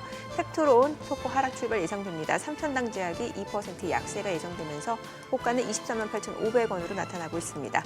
자, 이제 개장까지 한 2분여가량 남았는데 정을 보니까 아무래도 뭐 간밤 뉴욕 증시에서 엔비디아 마이크로 많이 떨어지니까 반도체 섹터도 좀 이 영향을 받을 것으로 예상되는데 글쎄요. 또 장중에 어느 정도 변동성이 커질지는 예측이 쉽지 않네요. 네. 예. 그러네요. 어제 필라델피아 반도체 지수가 많이 밀렸네요. 예, 아무래도 엔비디아도 떨어지고 엔비디아 2.15%, 그러네. 브로드컴도 3% 넘고, 예, 그렇게 빠졌네.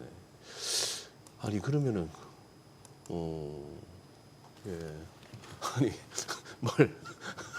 뭘 질문하기가 겁이 난다. 우리 네. 박상준이 있어 진짜 강적이네. 우리 정민 앵커가 패널분들, 게스트분들 이렇게 말씀 중에 동시효과나 이렇게 개장초 시세 보려면은 칼같이 끊어버리거든요. 근데 우리 박 이사는 지금 뭐 중간에 쉼표도 없이 그냥 쫙 나가니까 끼어들지를 못했어요. 마무리될 듯 말 듯 다시 시작이 되고 너무 이렇게 부드럽게 가시니까 지금 이제 동시효과 살펴봤는데 이제 바로 개장 살펴봐야 될 시간이네. 아니 근데 지금 오늘 조금 한번 보기는 봐야 되겠는데 어제가 워낙 만기라서 옵션 만기라서 좀 그런 면도 있겠습니다만 자 지금 이제 반도체 필라델피아 반도체 지수도 이렇게 됐고 어제 실제 실적 보고 나서 우리 삼성전자는 결국 출렁출렁거리다가 네. 뭐 마이너스 찍고 끝났고 최근에 이 반도체 랠리 엄청납니다. 지금 어떻게 평가하세요? 그쪽에 여의도에서는? 근데 제가 뭐 요새 많은 분들께 그런 이야기를 들은 거 아마 아니지만 많이 그 이슈가 될 텐데. 네, 저희가 이제 사실 저는 해외 쪽이니까 해외 쪽 이야기를 많이 하지만 요새 해외 하시는 분들도 네. 당연히 이제 SK하이닉스나 삼성전자 이야기가 안 섞일 수가 없거든요. 그럼요. 근데 제가 좀 몇 분한테 계속 이야기 듣는 것들, 저희한테 질문 오는 것 중에 네. 창신 메모리에 대해서 많이 딱 이야기를 지금 해요. 예고편에서 끊어야 될 것 같아요. 저희가 본편을 개장하고 듣겠습니다. 오늘 국내 증시를 확인해보죠. 개장합니다.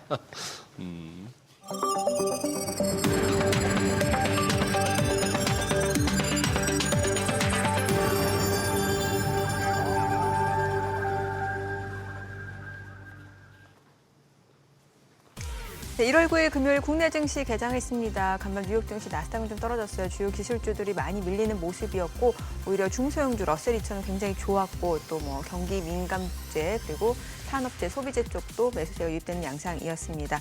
이제 현지 시간으로 금요일 오전쯤에는 연방대법원의 판결에서 상호관세 위헌 여부가 나오지 않을까라는 시장의 추측이 있는 상황이고 여기에다 다음 주엔 JP모건 헬스케어 컨퍼런스까지 있습니다.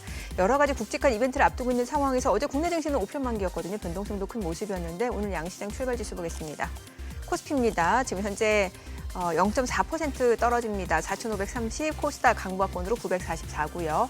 혼조 출발입니다. 시가총액 상위 종목 시초가 보겠습니다. 삼성전자 1.5% 떨어집니다. 13만 6,700원, SK하이닉스도 1% 하락입니다. 74만 5천 원이고요. 삼성바이오로직스도 오늘 좀 떨어집니다. 186만 8천 원. LG에너지솔루션은 올라갑니다. 36만 9천 원이고 삼성전자 우선주도 하락이고요. 현대차가 1% 올라갑니다. 지금 34만 3,500원, HD현대중공업도 오름세고요. 하나에어로스페이스가 2% 상승합니다. 111만 4천 원이고 SK스퀘어는 42만 4천 원으로 1.5%대 내림세고 두산에너빌리티가 8만 5,800원으로 2.5% 올라갑니다. 최근에 이제 조선 방산 쪽 흐름 좋고 원전까지도 오늘은 좀 가세하고 있는 모습이고 코스닥 시가총액 상위 종목 시초가도 보겠습니다. 오늘 알테오젠이 보합권으로 지금 47만 8,500원이고 에코프로비엠은 0.2% 소폭 하락합니다. 이 가운데 에코프로는 1.2% 올라갑니다. 9만 2,800원이고 ABL바이오가 2% 약세입니다. 21만 500원, 레인보로보틱스 44만 6,500원이고요. 리가캠바이오가 0.6% 하락하고요. HLB도 1% 약세입니다. 5만 400원, 코오롱티슈진 보합권이고 펩트론, 삼천당제약 모두 1%에서 2%대의 하락 흐름 이어지고 있습니다. 오늘 시장에서 특징을 보여주고 있는 섹터 종목들 좀 체크를 해보도록 하겠습니다. 자, 오늘 장에서는 지금 앞서 보셨다시피 방산 쪽 흐름이 굉장히 좋았는데 지금 원전 쪽, 자동차, 항공기 부품, 고체 산화물 연료전지 쪽 움직임 좋습니다. 아무래도 뉴욕 증시에서 이제 블룸에너지가 좀 많이 올랐거든요. 지금 보시게 되면 범한 퓨얼셀이 8% 강세입니다. 29,800원, 한선 엔지니어링도 4.7% 오름세고요.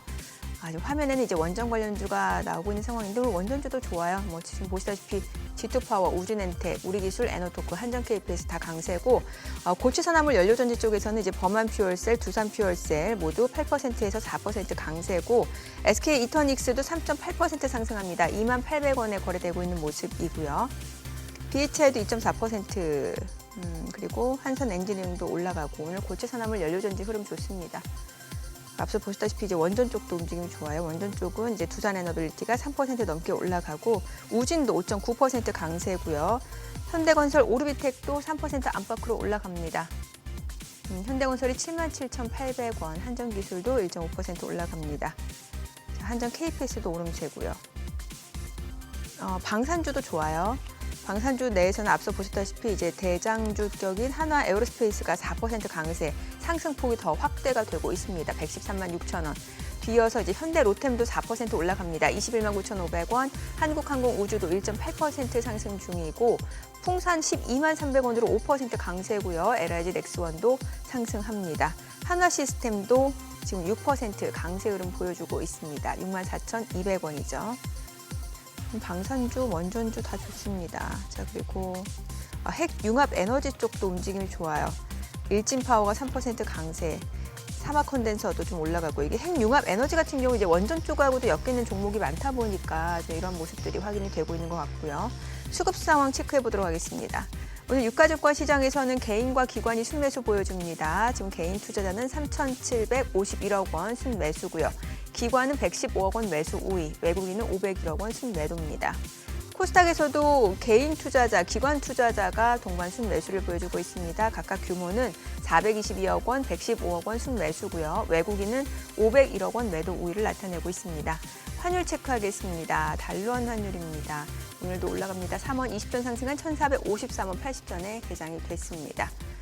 오늘 시장은 일단은 뭐 지금 약보합권이고 그냥 방산, 원전 흐름 굉장히 좋습니다. 그러네요. 방산이 잘 가네요. 네. 달러 강세 와중에 이제 우리도 다시 또 1,450원 위로 또 환율은 올라왔고 미국채 수익률도 어제 좀 오르면서 미국 재정에 대한 걱정이 이제 뭐 그런데 우리도 금리 많이 오르네요. 채권 시장에. 그리고 낙폭은 줄이는 상황. 우리 정민회가 촉으로 네? 오후에 플러스? 저는 그런 예측 안 해요. 못 하겠어요. 못 하겠어요, 진짜. 네. 예측은 신의 영역인 것 같아요. 예측은 안 하면서 수익률은 좋아. 참 수익률? 신기해. 아니요. 수익률도 아니에요. 왔다 갔다 합니다. 전략은 보니까 하나밖에 없는 것 같던데. 전략 어떤 전략이요? 존버. 저요? 수익 안 나는 건 존버고. 네, 어쩔 수 없는 비자발적인 장기 투자가 되고. 비자발적인 네, 장기 그런 투자. 거죠. 별로 그렇게 뭐 종목이 황당한 종목 아니면은 네. 나쁘지 않죠. 그 버티면. 황당한 종목은 화장실도 못 가니까. 그렇지. 네, 그렇지. 그렇게 살기는 힘들어서 네, 그렇습니다. 그러니까 무슨 황당한 종목은 손도 안 되는 고고한 여행 예전에는 같은데. 다 해봤죠. 다 해보니까 해보고 힘들더라. 예, 학습 비용도 다 지불해보고 네, 그래요. 그러니까 알겠습니다. 그렇습니다. 자, 창신 메모리부터 네. 나왔네. 이제 본편입니다. 본편. 역시 본편. 네, 그렇죠. 그렇죠. 창신 메모리에 대한 이제 질문을 많이 하세요. 왜냐하면 작년 12월이었었나요? 창신 메모리에서 이제 DDR5 이제 발표를 했거든요. 예. 근데 발표를 했는데 그게 이제 발표를 한 스펙으로 봤을 때는 나쁘지가 않다. 뭐 기존에 나와 있는 상품 대비.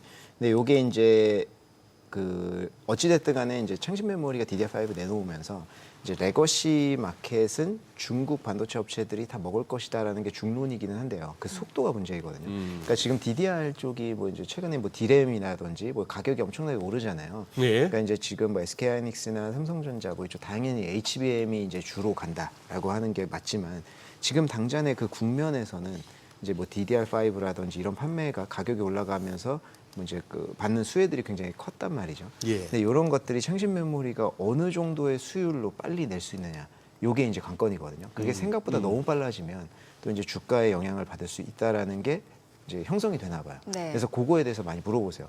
이제 창신 메모리의 수율이 과연 어떻게 되느냐라는 건데 창신 메모리가 이번에 DDR5를 내놓으면서 EUV 장비가 없이 내놨거든요. 중국은 EUV 장비가 없잖아요, 지금. 예.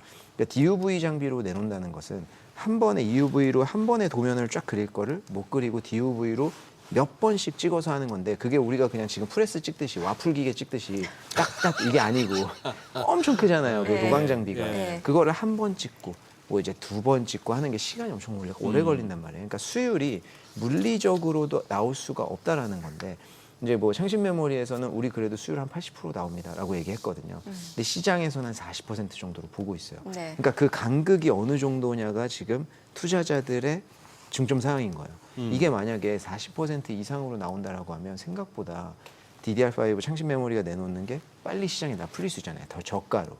그렇게 되면 타격이 있을 수 있다라는 거죠. 지금 주가 많이 올라 있으니까 그런 작은 신호탄으로도 조정을 받을 수 있다라는 우려를 하는 것 같아요.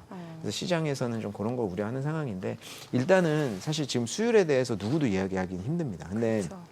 SMIC가 이제 2년 전에 뭐 이제 7나노급 이제 그 저기 메이트 60 프로 이제 그 화웨이 핸드폰의 7나노 반도체를 DUV로 찍어서 내기 시작을 하면서 네. 이게 이제 화두거든요. 수율이 좋진 않아요, 당연히. 근데 SMIC에서 그것도 계속 찍어내고 있거든요.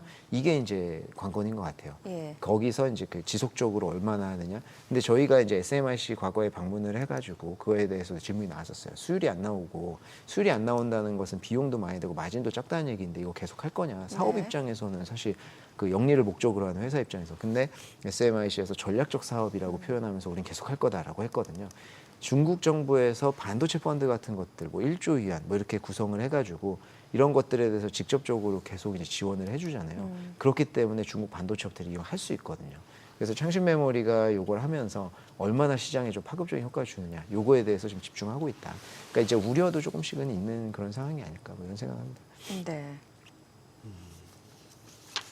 아니 그리고 이제 저희가 사실 중국, 홍콩 얘기를 해볼 기회가 많지 않기 글쎄, 때문에 이제 예. 이렇게 박상준 이사님 출연하실 때 저희가 좀 여쭤보는 게 많은데 보니까 올해도 지금 홍콩 IPO 지금 상장 대기 중인 기업들 굉장히 많다면서요. 맞습니다. 지금 작년에 보면 홍콩 IPO가 이제 그 자금 조달 규모로 예. 전 세계 1위를 기록을 했거든요. 네. 근데 이제 홍콩 IPO가 많았던 이유가 중국이 지금 그 기업들 뭐 BYD도 한국에 진출했잖아요. 뭐 샤오펑도 진출한다 그러고 지금 중국의 화두가 뭐냐면 이게 추하이라고 해가지고 해외로 다 나가는 거예요. 왜냐하면 지금 국내 경쟁이 너무 심하니까 모든 중국 본토 기업들한테 기업들이. 나가라고 격려를 하고 있어요. 금융사들도 그러면서 행보가 엄청 옵니다. 그래서 지금 그 중국 상장 기업들은 뭘 제일 많이 하냐면 본토에 상장되어 있는 기업들 있잖아요. 요 기업들이 홍콩에 동시 상장을 해요. 듀얼 상장을 하는 거예요. 예. 그래서 작년에 그 물건들이 20개 넘게 많았습니다. 그래서 듀얼 상장을 하면 이게 투자자들한테 각광을 받는 게 뭐냐면 과거에는 본토 증시가 훨씬 좋았잖아요. 그러니까 여기에 밸류에이션이 훨씬 높았어요. 이런 상황에 홍콩 증시에 상장을 해봤자 의미가 없습니다. 근데 이게 역전됐거든요. 그러니까 여기에 있는 게 홍콩에 상장을 하면 더 이제 주가가 더 이제 밸류에이션이 낮게 상장되면서 확 떠버리는 이런 상황들이 이제 작년에 계속 펼쳐진 거예요. 그래서 이제 CATL이 대표적인 예로 작년에 엄청나게 성공을 이뤘었고 또 이런 게 왜 의미가 있냐면 네. 그 해외 개인 투자자들은 과창판이랑 창업판에 접근을 못해요. 거기에 있는 종목들을 못 삽니다. 근데 CATL은 창업판에 상장돼 있었거든요. 전 세계 배터리 1위잖아요. 그동안 주가 안 좋았었지만 네, 예. 작년부터 예. 턴어라운드 했었고 이게 홍콩에 상장을 하면 개인 투자자 살 수 있잖아요. 그러니까 이런 것들 때문에 작년에 홍콩에서 자금 조달을 엄청나게 많이 해서 퍼져나갔는데 요게 올해도 계속 이어질 것으로 예상되고 올해도. 있어요. 그리고 올해 이제 IPO 대여들이 좀 있습니다. 중국 예. 본토에 유니틀이나 창신 메모리나 뭐 이런 기업들이 다 본토에 상장을 할 거예요. 아, 그래서 그래요? 올해 중국 본토, 홍콩 다 IPO 물량도 엄청나게 많고 그쪽에 이제 좀 호재들이 있는데 어제 단적인 예로 그 오픈 AI에서 찍어서 얘기했던 LLM 업체 그 AI LLM 업체 중에 쯔푸라고 있거든요. 중국 어제 홍콩에 상장했거든요. 쭈퍼? 쯔푸, 쯔푸, ZHIPU, 쯔푸라고 하는 ZAIA라고 하는 모델 쓰는 데인데 여기가 이제 어제 홍콩에 상장했는데 한 13% 정도 상승을 했습니다. 그러니까 네. 엄청나게 막 큰 폭등은 아니다고 해도 작년에 중국 본토에 상장했던 기업 중에 그 저기 메타엑스라든지 뭐 이제 그 무어스레드라고 하는 GPU 만드는 업체들이 있거든요. 네. 지금은 주가 많이 떨어졌지만 상장 초나 400%씩만 올랐어요. 그 정도의 상승은 아니지만 그래도 성공적으로 이제 자금 조달 어제 성공했다. 그래서 계속 올해는 이제 홍콩 IPO도 많이 이어질 것으로 예상을 해서 그게 조금 시장을 붐업시키는 효과가 있을 것 같아요. 그러니까 홍콩 쪽은 이제 개인 투자자들도 좀 쉽게 접근할 수 있는 거죠. 맞습니다. 직접 투자 가능하고. 맞습니다. 그래요. 그럼 IPO 대기하고 있는 것 중에서 좀 관심 있게 볼 만한 기업이라고 하면은 그 LLM 기업 중에 쯔푸랑 또 몇 개 있거든요. 네. 문샷이라든지 그런 것들도 단기적으로 좀 예정이 되어 있어가지고 문샷이요? 네, 문샷도 이제 그 LLM 만들고 뭐 이런 AI 기업이에요. 예, 예. 그러니까 저희가 지금 딥시크 나온 이후로 뭐 알리바바 이런 것만 좀 막 보는데 네, 네. 사실 중국의 스타트업들 중에 AI 기업들이 괜찮은 것들이 굉장히 많아요. 그래서 그런 것들이 올해는 상장이 많이 이어질 거고 반도체 기업들도 본토 상장이 굉장히 많을 겁니다.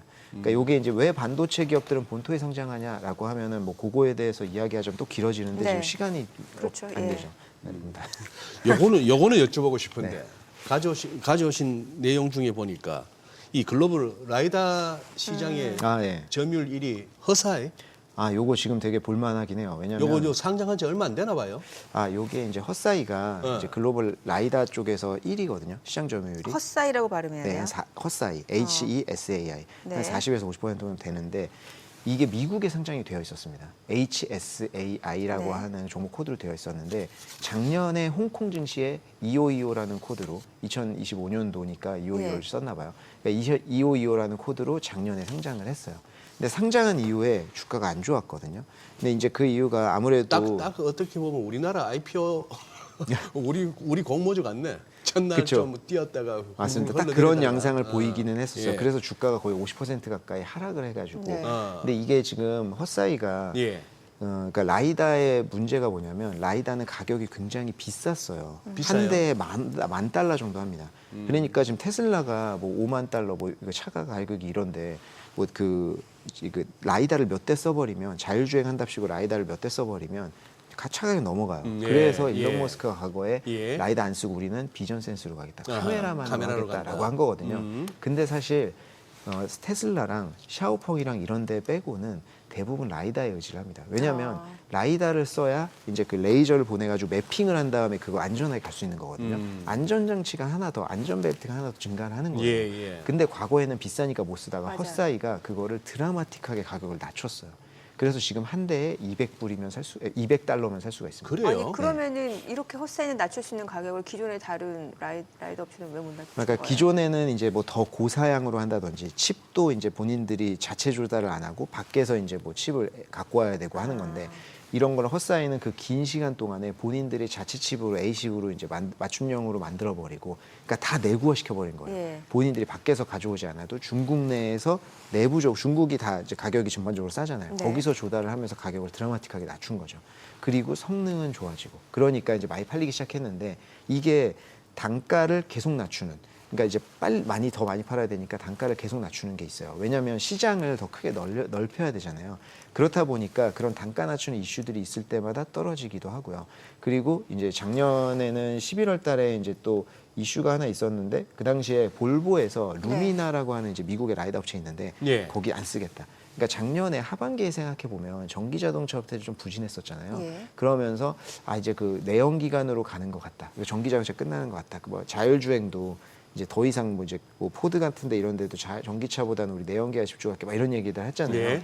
그러면서 이제 볼보에서 우리 루미나의 라이다 안 쓰겠다라고 하면서 이거 라이다 이제 정말 쓰는 거야? 오. 아니 전기차 많이 쓰고 어허. 자율주행 많이 써야 라이다가 증가하는데 그거 안 예. 하는 거 아니야? 그런 이슈들이 있었어요. 근데 이게 로봇이 작년에 이제 12월 정도부터 부각받기 시작하면서 다시 뜨기 시작합니다. 왜냐하면 자동차에 들어가는 라이다가 결국에는 자율주행이 어디에 고스란히 접목되냐라고 하면 휴머노이드잖아요. 그렇겠죠. 거기에도 라이다가 들어가는 거예요. 예. 이미 지금 들어가는 게 중국 로봇에는 있고요. 어허. 그리고 엊그저께인가 이제 젠슨 황 CEO가 이제 그 우리도 로봇 휴머노이드 뭐 칩 한다 막 하면서 라이다에 맞아. 예. 대해서 유도했거든요. 음. 그러면서 라이다를 이제 휴머노이드 써야 된다. 뭐 이런 거에 대해서 유도했잖아요.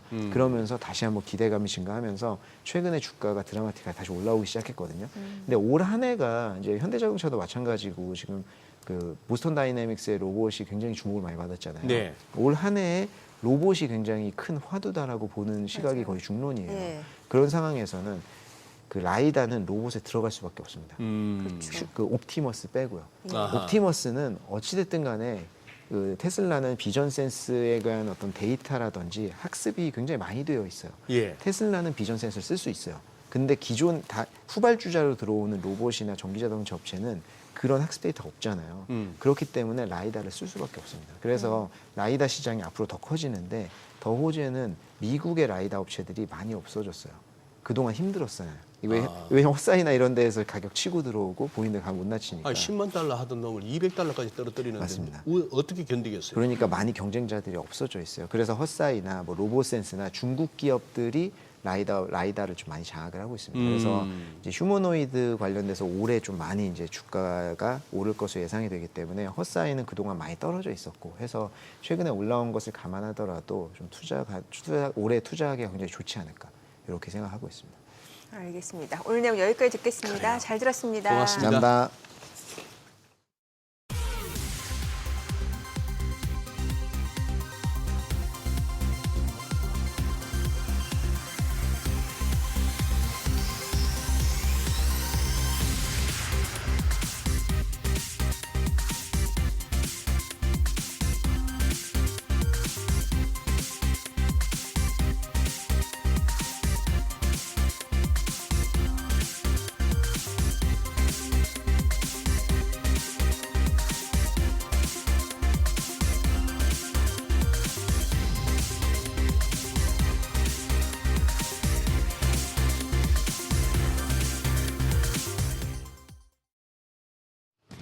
이 시각 시황입니다. 사상 최고치 랠리를 이어가던 코스피가 오늘은 쉬어가는 분위기입니다. 반도체 대형주들이 빠지다 보니 코스피 여과 없이 0.7% 약세 보여주고 있습니다. 현재 4,518포인트 기록하고 있고요. 코스닥은 하락세 이어집니다. 0.23% 내림세, 현재 941포인트에서 움직임 전개되고 있습니다. 수급 상황 보시죠. 유가증권 시장 오늘은 외국인들이 팔아냅니다. 6,700억 원 가까운 매도 우위 기록하고 있고요. 반면 기관이 1,026억 원 매수 우위, 개인 역시 5,477억 원 사자 포지션 취하고 있지만 지수 상승을 끌어올리기에는 역부족인 상황입니다. 코스닥 시장 수급 상황도 체크하시죠. 이쪽에서도 외국인만 팔아냅니다. 589억 원 순매도 기록하고 있고요. 기관은 205억 원 매수 우위, 개인 역시 472억 원 순매수하고 있습니다. 등락률 상하위 업종입니다. 현재 창업투자와 IT 서비스, 우주항공과 국방업종이 상승률 상위권에 위치해 있습니다. 반면 반도체와 반도체 장비 쪽, 그리고 방송과 엔터테인먼트, 석유와 가스 업종은 하락폭이 큰 것으로 집계됩니다. 그럼 시장을 주도하는 테마 종목별 시세 체크하시죠. 오늘 고체 산화물 연료전지 관련주가 강합니다. 간밤 뉴욕 증시에서 블룸에너지가 12.8% 급등한 영향인데요. 블룸에너지는 AI 데이터 센터의 대형 전력 공급을 체결하고 아메리칸 일렉트릭 파워와 26.5억 달러의 연료전지 공급 계약을 체결했다는 소식에 주목받은 바 있습니다. 국내 증시에서는 범한 퓨얼셀이 11% 상승하며 3450원에 거래되고 있고요. 한선 엔지니어링이 3.5% 강세, 거래가는 9,330원입니다. 또 SK 이터닉스가 2.1%, 두산 퓨얼셀 3.3% 오르며 거래가 39,900원이고요. 아모센스는 0.1% 내림세 기록하고 있습니다. AI 데이터 센터 확대에 따라 원자력 발전 해체 관련주 역시 다시금 주목받고 있습니다. 원전주 내에서는 비츠로테크가 6.3%, 5.8% 강세로 현재 거래가 9,640원이고요. 우진이 1.2% 오르며 18,320원, 현대건설이 0.8% 강세로 거래가는 75,600원입니다. 또 오르비텍이 0.5%, 두산 에너빌리티가 현재 1.3% 강세입니다. 거래가 84,750원으로 집계되고 있습니다. 방산주가 오늘도 강합니다. 트럼프 미국 대통령이 자국 방산 기업의 배당금 지급과 자사주 매입을 금지하면서 국내 방산주의 투자 심리가 옮겨오고 있습니다. 여기에 트럼프 대통령이 국방비를 50% 늘려 연간 1조 5천억 달러를 지출할 것이라고 밝힌 점이 매수세를 부추기고 있는 것으로 해석되는데요. 방산주 내에서는 포메탈이 급등합니다. 25.2% 시세 분출하며 현재 거래가 4,765원 기록하고 있고요. 삼양컴텍이 8% 가까운 오름세로 14,680원, 비츠로테크가 5.5% 강세 이어갑니다. 또 파이버프로가 5% 강세로 15,270원, 대양전기공업도 6.6% 상승세입니다. 거래가는 28,250원으로 집계되고 있습니다. 마지막으로 미용기기 관련주 역시 강세입니다. 휴젤과 클래시스 등은 JP모건 헬스케어 기대감에 주목받고 있고요. 또 이재명 대통령이 시진핑 중국 국가주석의 부인인 펑리위안 여사에게 뷰티 디바이스 제품을 선물한 것으로 알려지면서 또 관련주들 부각되는 모습입니다. 이쪽에서는 휴온스 글로벌이 4.5% 강세로 55,500원, 파마리서치가 4.4% 상승하며 483,500원에 거래되고 있습니다. 스테라시스입니다. 2.9% 강세, 거래가는 13,340원이고요. 클래시스가 3% 넘는 오름세로 57,700원, 휴젤까지도 1%대 강세 기록하고 있습니다. 거래가 232,500원으로 집계됩니다. 오늘 반도체 쪽이 조정을 받고 있고 조방원 쪽으로 수급이 이동하고 있는데요. 어제와 달리 바이오 쪽은 다소 아쉬운 상황이어서 조방원이 지수 하단을 받쳐줄 수 있을지 체크하셔야겠습니다. 지금까지 시장 상황 전해드렸습니다.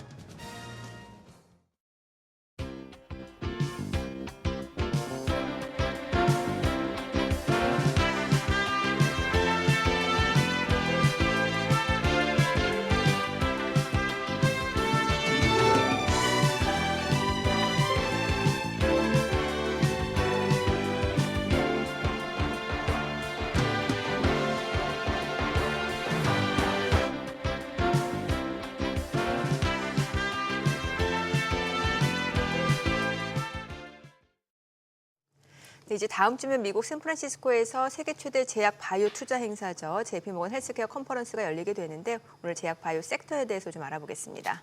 네. 어제 시장에서 뭐 제약 바이오 주가 흐름 좋았는데요. 네. 자, 오늘은 또 어제와는 또 다른 양상입니다. 그래도 한번 제약 바이오 공부해 보시죠. 강하나 작가와 자세하게 알아보겠습니다. 어서 오세요. 안녕하세요. 네. 요즘 뭐 유튜브 상에서는 제약 바이오 하면 우리 강하나 작가가 이렇게 썸네일에 얼굴이 제일 많이 보이시던데 우리 시청자분들께 뭐 첫 출연이시니까 한번 간략하게 한번 소개해 주신다면은 본인 소개. 네, 안녕하세요. 저는 옛날에 이베스트 투자증권, 현재는 LS증권에서 제약바이오 애널리스트로 활동을 하다가 네. 지금 유튜브 원리버 운영하고 있고요. 이제는 대학원을 다니면서 이제 유튜브는 종종 이제 하고 있는 상황입니다. 그러세요. 어느 쪽으로 전공하시길래 지금? 뭐 당연히 바이오 쪽 위주로 그래요? 전공을 다 하고 있습니다. 예. 아니 근데 이거 JP모건 헬스케어 컨퍼런스 이거 해마다 이맘때면 저희들 다루는데 네. 금년에 유독 좀 주목을 끈다는 느낌이 드네요. 사실 매년 1월경에 JP모건 헬스케어 네. 컨퍼런스가 뭐 연중 가장 큰 행사다 보니까 관심을 많이 받을 수밖에 없고요.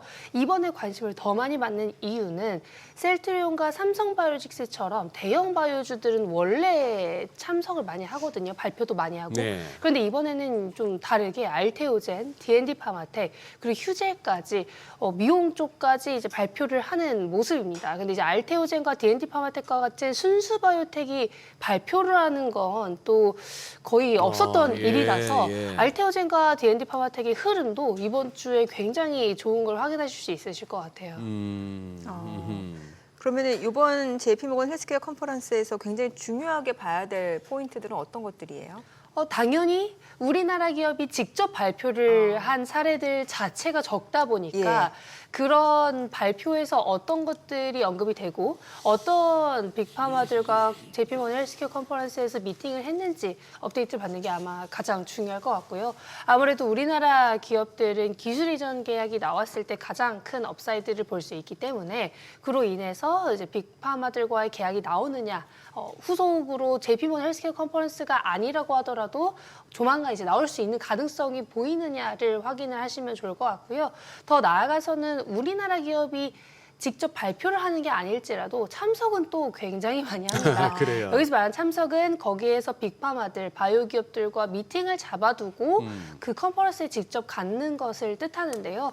아무래도 JP모건 헬스케어 컨퍼런스가 만남의 장이다 보니까 거기서 내가 발표를 하고 뭐 임상 데이터를 보여주고 이런 것보다는 빅파마들과 만나서 앞으로 어떤 식으로 진행을 할지 알게 되는 게 제일 중요할 것 같고 이제 마지막으로는 우리나라 기업들이 이제는 글로벌 기업들과 기술 이전 계약을 굉장히 많이 했지 않습니까? 네. 그러니까 이제 파트너사들이 많아진 상황이에요. 그렇다는 것은 파트너사들, 빅파마들은 JP모건 헬스케어 컨퍼런스에서 대부분 다 발표를 하다 보니 그들이 우리나라 기업의 파이프라인, 기술을 발표해 주거나 업데이트를 해준다면 그 또한 큰 호재로 작용할 수 있습니다. 자, 지금 화면에 제약 바이오 관련주 나오는데 네. 아주 뭐 좀 기초적인 질문이라도 한번 좀 설명을 듣고 싶네요. 제약하고 바이오는 어떻게 다른가 하는 거. 네. 그거 하고 또 그리고 이번에 그러면 이번 컨퍼런스에서 가장 주목해야 될 어떤 바이오 섹터랄까? 우선 앞부분에 어떻게 구분할까요? 제약은 뭐고 바이오는 뭐냐? 우선 요즘에는 제약과 바이오를 그냥 하나의 섹터로 보는 경우가 예, 많습니다. 예. 왜냐하면 이제 제약은 사실상 약 자체를 파는 그런 산업을 원래는 많이 뜻했었거든요. 판다기보다는 또 약을 만드는 거 아니에요? 제약이니까. 그렇죠. 근데 이제 신약보다는 복제약, 아하, 제네릭이 예, 많았었던 예, 예. 게 이제 과거의 제약사들 이제 제조해서 파는 게 메인이었었던 거죠. 제약사들. 우리가 흔히 아는 뭐 보령제약, 중해제약, 뭐 요즘에는 많이 커졌지만 유한양행, 한미약품 네. 이런 기업들 다 과거에는 정말 10년, 20년, 몇십 년 전에는 다 글로벌 기업들의 약을 복제해서 복제약을 파는데 예. 그게 이제 내수 시장에서의 성장이 메인이었었다라고 한다면 이제는 그렇게 돈을 버는 제약사들이 R&D, 연구개발 쪽에 돈을 주기 시작하면서 바이오 쪽까지 진출하는 게 요즘 제약 바이오의 현황인 거죠. 그러니까 유한양행도 글로벌 항암제 FDA 예. 승인을 받았고 한미약품도 뭐 임상 3상까지 진행한 사례들이 있으니까요. 그래서 그런 것들을 고려했을 때 이제 바이오는 제약과 또 그럼 엄청 다르냐? 요즘에는 또 그게 아닙니다. 왜냐하면 바이오 기업, 특정 기술, 새로운 기술이나 바이오 기반의 뭐 그런 의약품들, 바이오 의약품들을 많이 개발하고 정말 아직까지는 약이 없는 차세대 기술을 개발한 정말 심플하게 얘기하면 연구실에서 우리가 연구를 해서 새로운 특허를 만들고 새로운 기술을 만든 게 이제 바이오의 대표적인 사례들이라고 할 수 있는데요. 이제 바이오 기업들 중에서는 또 이제 알테오젠이 키투르다 SC라는 키투르다의 SC 제형을 네. 큐렉스를 승인받으면서 또 이제 제약 쪽으로 진출을 한 거죠, 사실상. 그러니까 이제 제약 바이오는 이제는 하나의 섹터로 보시는 게 좋을 것 같고요. JP모건 헬스케어 컨퍼런스에서 가장 주목해야 될 부분은 아무래도 이제 R&A 쪽이 관심을 많이 받고 있고 최근에 또 관심을 많이 받고 있는 건 빅파마들이 어디 분야에 투자를 많이 할 것 같으냐. 사실 우리나라 기업들은 자체적으로 임상을 다 하는 것보다 빅파마들이 어디 쪽에 투자를 많이 하고 어디 분야에 관심을 많이 갖고 있는지 알면은 그 기업들과 기술 이전 계약 체결 가능성이 있느냐를 통해 우리나라 기업들이 관심을 받는 경우가 많습니다. 근데 최근에는 R&A 쪽, R&A라고 하면은 이제 DNA가 그냥 우리가 흔히 아는 유전자, 네. 근데 이제 RNA는 한 가닥. 단일 가닥이라고 생각하시면 될 것 같고요. 코로나 때 이제 다들 mRNA를 많이 들으셔서 예. 이제 단백질을 생성하는 게 이제 mRNA, RNAi, RNA 간섭은 mRNA에 붙어서 절단을 하면서 단백질을 생성하지 못하게 하는 반대되는 역할. 이런 RNA 쪽이 최근 기술 이전 계약도 많이 체결이 되고 있고 왜 많이 체결이 되고 있느냐? 적응증 확장을 하면서 시장 전망치가 높아지고 있고 가능성이 보이고 있기 때문이에요. 근데 이제 이게 왜 중요하냐면 비만 치료제가 정말 핫하잖아요. 아직도 핫하고 올해도 계속 핫할 거라고 네. 예상이 되고 있습니다. 비만 쪽도 일라일리와 노보노디스크가 어떤 식으로 진출할지가 이번 JP모건 헬스케어 컨퍼런스에서 우리가 확인을 해야 되는 부분인 거고 네. 이 비만 쪽에서도 경구 비만이 작년 말에 처음으로 나왔죠.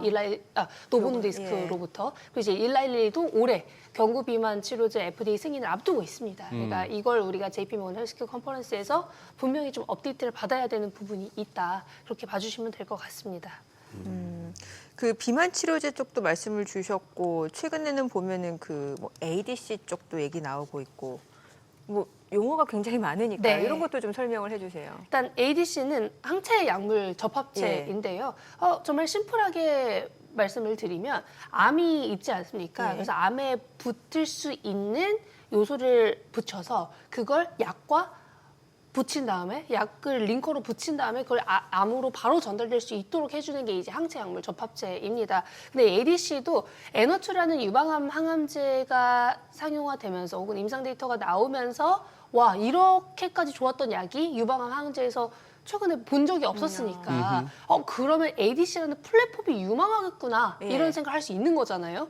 그래서 이제 ADC도 결국에는 플랫폼이기 때문에 항체를 갈아 끼울 수가 있어요.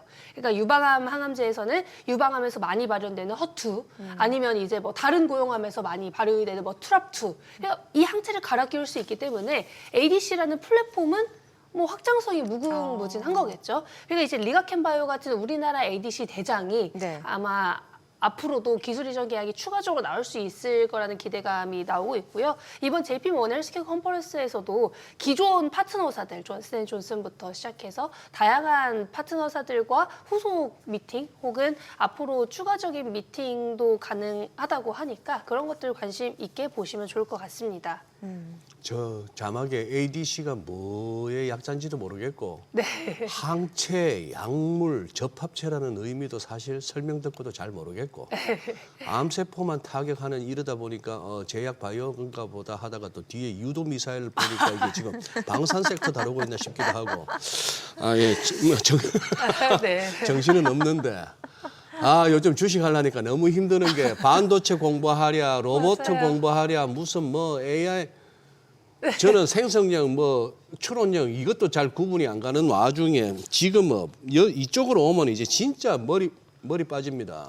근데 사실 이제 반도체도 그렇고 다 좀 새로운 걸 많이 시도하는 맞아요. 예. 시대잖아요, 지금. 예. 그러다 보니까 반도체를 뭐 10년 전에 잘하셨던 분들도 추가적으로 공부할 게 생기고 뭐 로봇은 뭐 당연히 우리가 뭐 이제야 시작되는 거니까 더 어려운 부분이고요. 바이오도 저는 이제 마찬가지라고 생각합니다. 이제 큰 틀에서 빅파마들이 어디에 관심을 많이 갖고 있고 아니면 이제 뭐 ADC가 있었을 때 ADC도 또 발전을 할 거 아닙니까? 그게 이제 뭐 DAC라든지 아니면 AOC라든지 이게 또 업데이트가 돼요. 그래서 그런 예. 것들을 예. 우리가 처음 큰 틀만 잡아놓는다면 업데이트를 하기에는 오히려 더 좋은 섹터 중 하나라고 저는 생각을 합니다.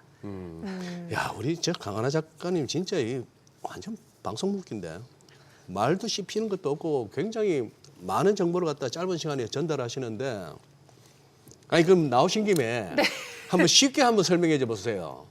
뭐 바이오 그러면 삼성 바이오로직스, 삼바 이거 어제도 막 헐헐 날아가고 하던데 삼성 바이오로직스하고 똑같은 바이오자 들어가는 SK 뭐죠? 바이오팜입니다. 바이오팜. 네. 예?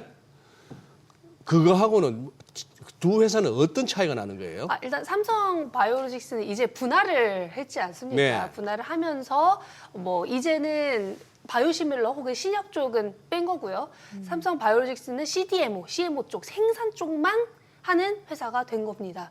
그러니까 누가 맡긴 그렇죠. 왜냐하면 우리가 약을 대량 생산을 해야 되잖아요. 네. 팔려면 대량 생산을 하기 위해서 CDMO 기업, 삼성 바이오로직스와 같은 생산 기업에 위탁 생산 기업에 위탁을 맡기고 수주를 맡기면 반도체로 치면 파운드리. 네, 비슷하다고 생각하시면 예, 됩니다. 예. 그러니까 삼성전자가 파운드리 때에 약간 좀 아쉬웠던 부분을 이번에는 하지 않기 위해서 분할을 한 것 같아요. 왜냐하면 신약을 개발하게 되면 고객사와 약간 경쟁하는 구도가 될 수 있거든요. 그러니까 이제 삼성 에피스 홀딩스를 뺀 거죠. 신약을 해야 되니까. 예. 바이오시밀러는 한계가 분명히 있기 때문에 네. 어쨌든 복제약이니까 분명히 있기 때문에 신약 쪽에 제대로 진출하기 위해서 분할을 했다고 생각하시면 될 것 같고요.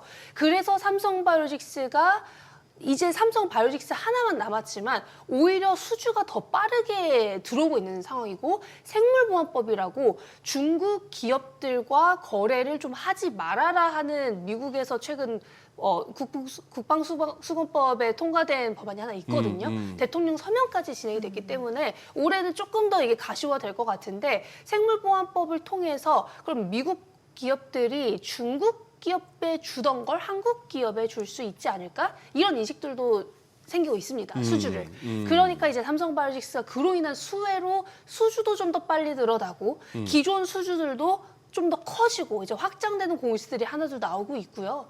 그로 인한 수혜로 이제 투자를 하시는 분들도 많아지신 거죠. 그러니까 삼성바이오로직스는 생산이 메인이다. 그리고 SK 바이오팜은요 신약 개발 회사입니다. 신약 개발? 네, 신약 개발 회사인데 사실 공장 쪽도 미국에 갖게 될 것이다라는 얘기들도 많이 있었고요. SK 바이오 이 그룹 안에 SK 바이오텍이랑 팜테코가 또 있어요. 네. 위탁 생산을 네. 하는. 아하. 그래서 그들과도 이제 거래 관계가 있기도 하고 이제 SK 바이오팜만 딱 봤을 때는 신약 개발 회사고 우리나라 최초로 후보물질 단계부터 FDA 승인 그리고 직접 판매까지 진행한 회사입니다. 그래서 뇌전증 신약 엑스코프리를 처음부터 진짜 후보물질부터 찾아서 FDA 승인까지 받은 게 또 SK 바이오팜입니다. 그러니까 두 기업 모두 약간 뭔가 상징적인 부분이 있는 기업이죠. 근데 이건 다 이제 대기업이기 때문에 가능한 부분이라고 생각하시면 될 것 같습니다. 그리고 그 SK 바이오팜의 팜이 그 약국에 가면 보이는 네, 그 팜. 파마스티컬 네, 아. 팜입니다. 파메시보다는 파메스티컬 쪽이라고 생각하시면 됩니다. 근데 얼핏 들으면 SK 바이오팜 하니까 나 오늘 SK 바이오 팔았다라고 들리잖아요. 지금 언어계고 하신 거. 이제 바이오에는 팜이 또 워낙 많다 보니까 팜이 워낙 많다 네, 보니까. 맞습니다. 네. 아니 그러면은 지금 이번에 좀 투자자 입장에서 이제 비만 치료제 그리고 그 항체약물 적합제 ADC 이쪽을 좀 관심 있게 보면 좋다라는 거예요. 그렇죠. 근데 이제 ADC만 보는 것도 네. 좋지만 아까 간단하게 말씀드렸지만 ADC도 업그레이드가 되잖아요. 아까 뭐 AOC 얘기 나오고. 네, AOC 뭐 DAC까지 예. 이제 많이 나오는데 DAC의 뭐 글로벌 대장들도 최근 신고가를 계속해서 달성을 하고 있고 TPD 표적 단백질 분해제도 결국에는 ADC의 연장선이라고 생각하시는 분들이 많은데 이 TPD도 최근에 다 신고가를 달성하고 있습니다. 이틀 전에도 몬테로사라는 기업이 네. 장중 50% 이상 상승을 할 정도로 관심을 많이 받고 있는 기술인 거고요.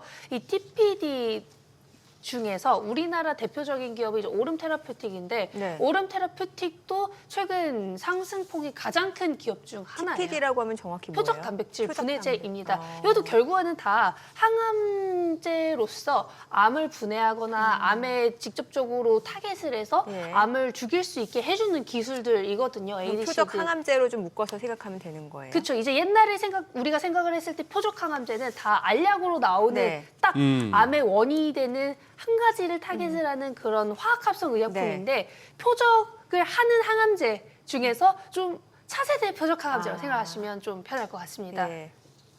그래요. 그래서 표적 단백질 분해 뭐 이렇게 말씀 주신 거고. 그렇죠. 그리고 네. 이제 뭐 ADC나 뭐 RNA 네. 그리고 RNA도 사실은 이제 비만 쪽으로 많이들 묶어서 생각을 하세요. 예, 예. 왜냐하면 RNA 기반의 비만 치료제들이 요즘 데이터도 워낙 잘 나오고 있고 관심도 많이 받고 있기 때문에 그냥 비만 치료제는 올해도 많이들 관심을 갖고 보실 것 같은 게 아직 성장성이 꺾이지 않았습니다. 많은 분들이 투자를 하다가 많은 이유가 성장세가 꺾일 때거든요. 특히 이제 소비재 같은 경우에는 네. 그런 경향이 많이 보이는데 바이오도 이제 마찬가지인 이유는 의약품을 결국 팔기 시작하면 성장세가 계속돼야 이제 이 기업의 가치가 올라가고 투자를 네네. 하고 밸류에이션도 프리미엄을 줄 수 있지 않습니까? 근데 일라일리가 또 좀 비싼 편이에요. 밸류에이션 측면에서는. 예. 그런데도 이렇게 계속해서 신고가를 달성할 수 있었던 이유는 성장성이 꺾이지 않았기 때문이고 노모노디스크는 성장성이 오히려 꺾었기 때문에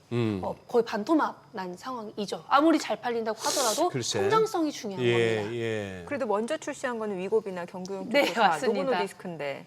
근데 이제 미국이 글로벌 비만 시장에서 제일 큰 시장이거든요. 예. 근데 미국에서 일라일리의 마운자로가 위고비를 이겼어요. 아, 예. 그러니까 그것만으로도 사람들이 아 이거는 마운자로가 정말 훨씬 더 좋은 약이구나. 그리고 넥스트를 우리가 생각을 해야 되잖아요. 다음 대장은 어떤 비만 치료제가 될지. 네. 근데 일라일리의 차세대 비만 치료제들의 체중 감량 효과가 위고비의 차세대보다도 더 좋고 부작용 측면에서도 우수하고 좀 더 많은 다양한 파이프라인을 보유하고 있는 게 지금의 일라일리라서 다들 노보노디스크도 지금 반등을 많이 하고 있는 상황이긴 하지만 이제 둘 다 보자면 일라일리가 최근 성장폭은 더 좋았었죠. 네. 단기적으로는 노보노디스크가 더 좋았지라도. 노보노디스크가 조금 힘이 딸리는 모습. 네. 그게 좀 역력하게 느껴지는데. 그래요. 지금 이제 뭐 코스닥 활성화 정책 이런 것도 새해 들어서 얘기가 나오고 하면 아무래도 바이오 쪽도 네. 뭐 기대가 클 수 있을 것 같고 네. 올 한 해 이제 바이오 작년부터 해서 바이오가 주요 섹터로 떠오르긴 떠올랐습니다. 네, 맞습니다. 인정하는데 꼭 끝에 또 이런 질문을 해서 또 제가 밉상을 자초하는데 강하나 작가님도 아시다시피 뭐 이 바닥에 또 사기치기 좋은 데가 또 제약 바이오예요. 네. 과거에 이렇게 우리 증시 역사에서 보면은 저런 회사가 저런 황당한 놈들이 하는 그런 막 욕이 나올 만한 사례가 몇 번 있었잖아요. 네. 거기 좀 안 당할 수 있는 어떤 뭐가 없을까요? 굉장히 그 내러티브들은 다 좋아요. 네, 맞습니다. 대부분 창업을 하신 분들도 유명한 교수님이신 글쎄. 분들도 많고 예. 실제로 좀 사기를 치려고 친 건 아니시겠지만 이게 어쩌다 보니 뭐 예, 임상도 실패하고 예. 돈도 떨어지니까 이게 주주들에게 뭐 유증을 해버리는 그런 경우들이 결국은 이제 사기로 결과가 나는 거잖아요. 사기가 되는 거지 않습니까? 하다 보니 그래 됐다. 뭐 그쵸? 그렇게 예. 뭐 당연히 처음부터 사기를 치려고 한 건 예. 아닐 거라고 생각합니다.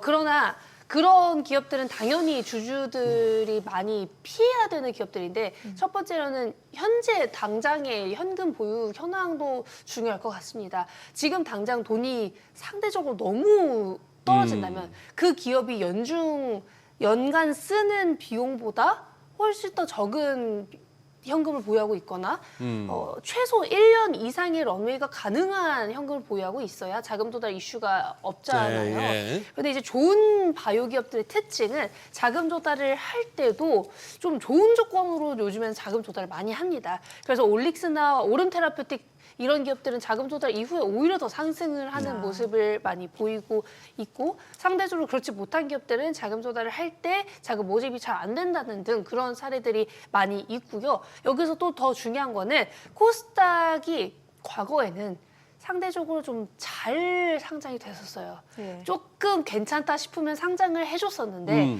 최근 신규 상장을 하는 기업들을 살펴보시면요. 글로벌 빅파마랑 최소 협력 관계에 이기는 해야 상장을 시켜줍니다. 그 정도는 돼야 그쵸. 된다. 기술 평가를 할 때 예. 빅파마와 어떠한 관계라도 있어야 좀 상장을 시켜주는 경향이 있고요.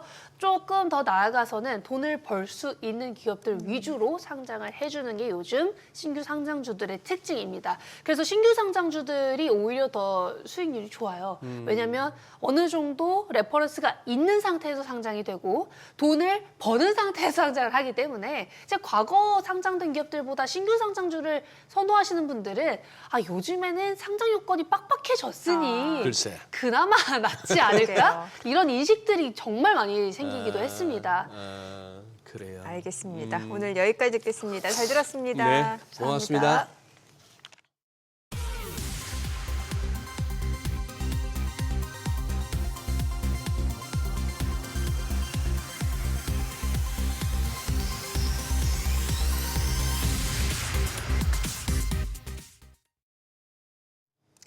지금 코스피는 4,540, 코스닥 940선. 오늘 개인 투자자, 기관 투자자는 많이 매수를 하는데 외국인 쪽에서는 또 도와주질 않네요. 예. 근데 왠지 이게 또 플러스 만들 것 같은 느낌이 드네요. 오후 들어서. 네, 오늘은 또 뭐 개인하고 연기금 쪽에서 또 하지 않을까 싶기도 하고. 아유, 아까 SK바이오팜 드립 쳤다가 정민행 그 표정에 진땀이 났는데 그래도 해피라이프님 응원해 주시네. 소장님 화이팅이라고 감사합니다. 그래서 저도 응원합니다. 네. 내일도 출근하겠습니다. 내일요? 내일 출근하세요, 소장님. 내일 오세요. 토요일이구나. 네, 저희 방송 중에 전해드린 내용과 관련해서 모든 투자 판단의 책임은 투자자분들께 있다는 점 알려드립니다. 네, 세상의 모든 돈 되는 정보 머니쇼. 오늘은 여기서 인사드리겠습니다. 여러분의 모든 경제 SBS 비지가 함께하겠습니다. 저희는 내일 오전 아니고요. 다음 주 월요일 오전 8시에 찾아뵙겠습니다. 고맙습니다.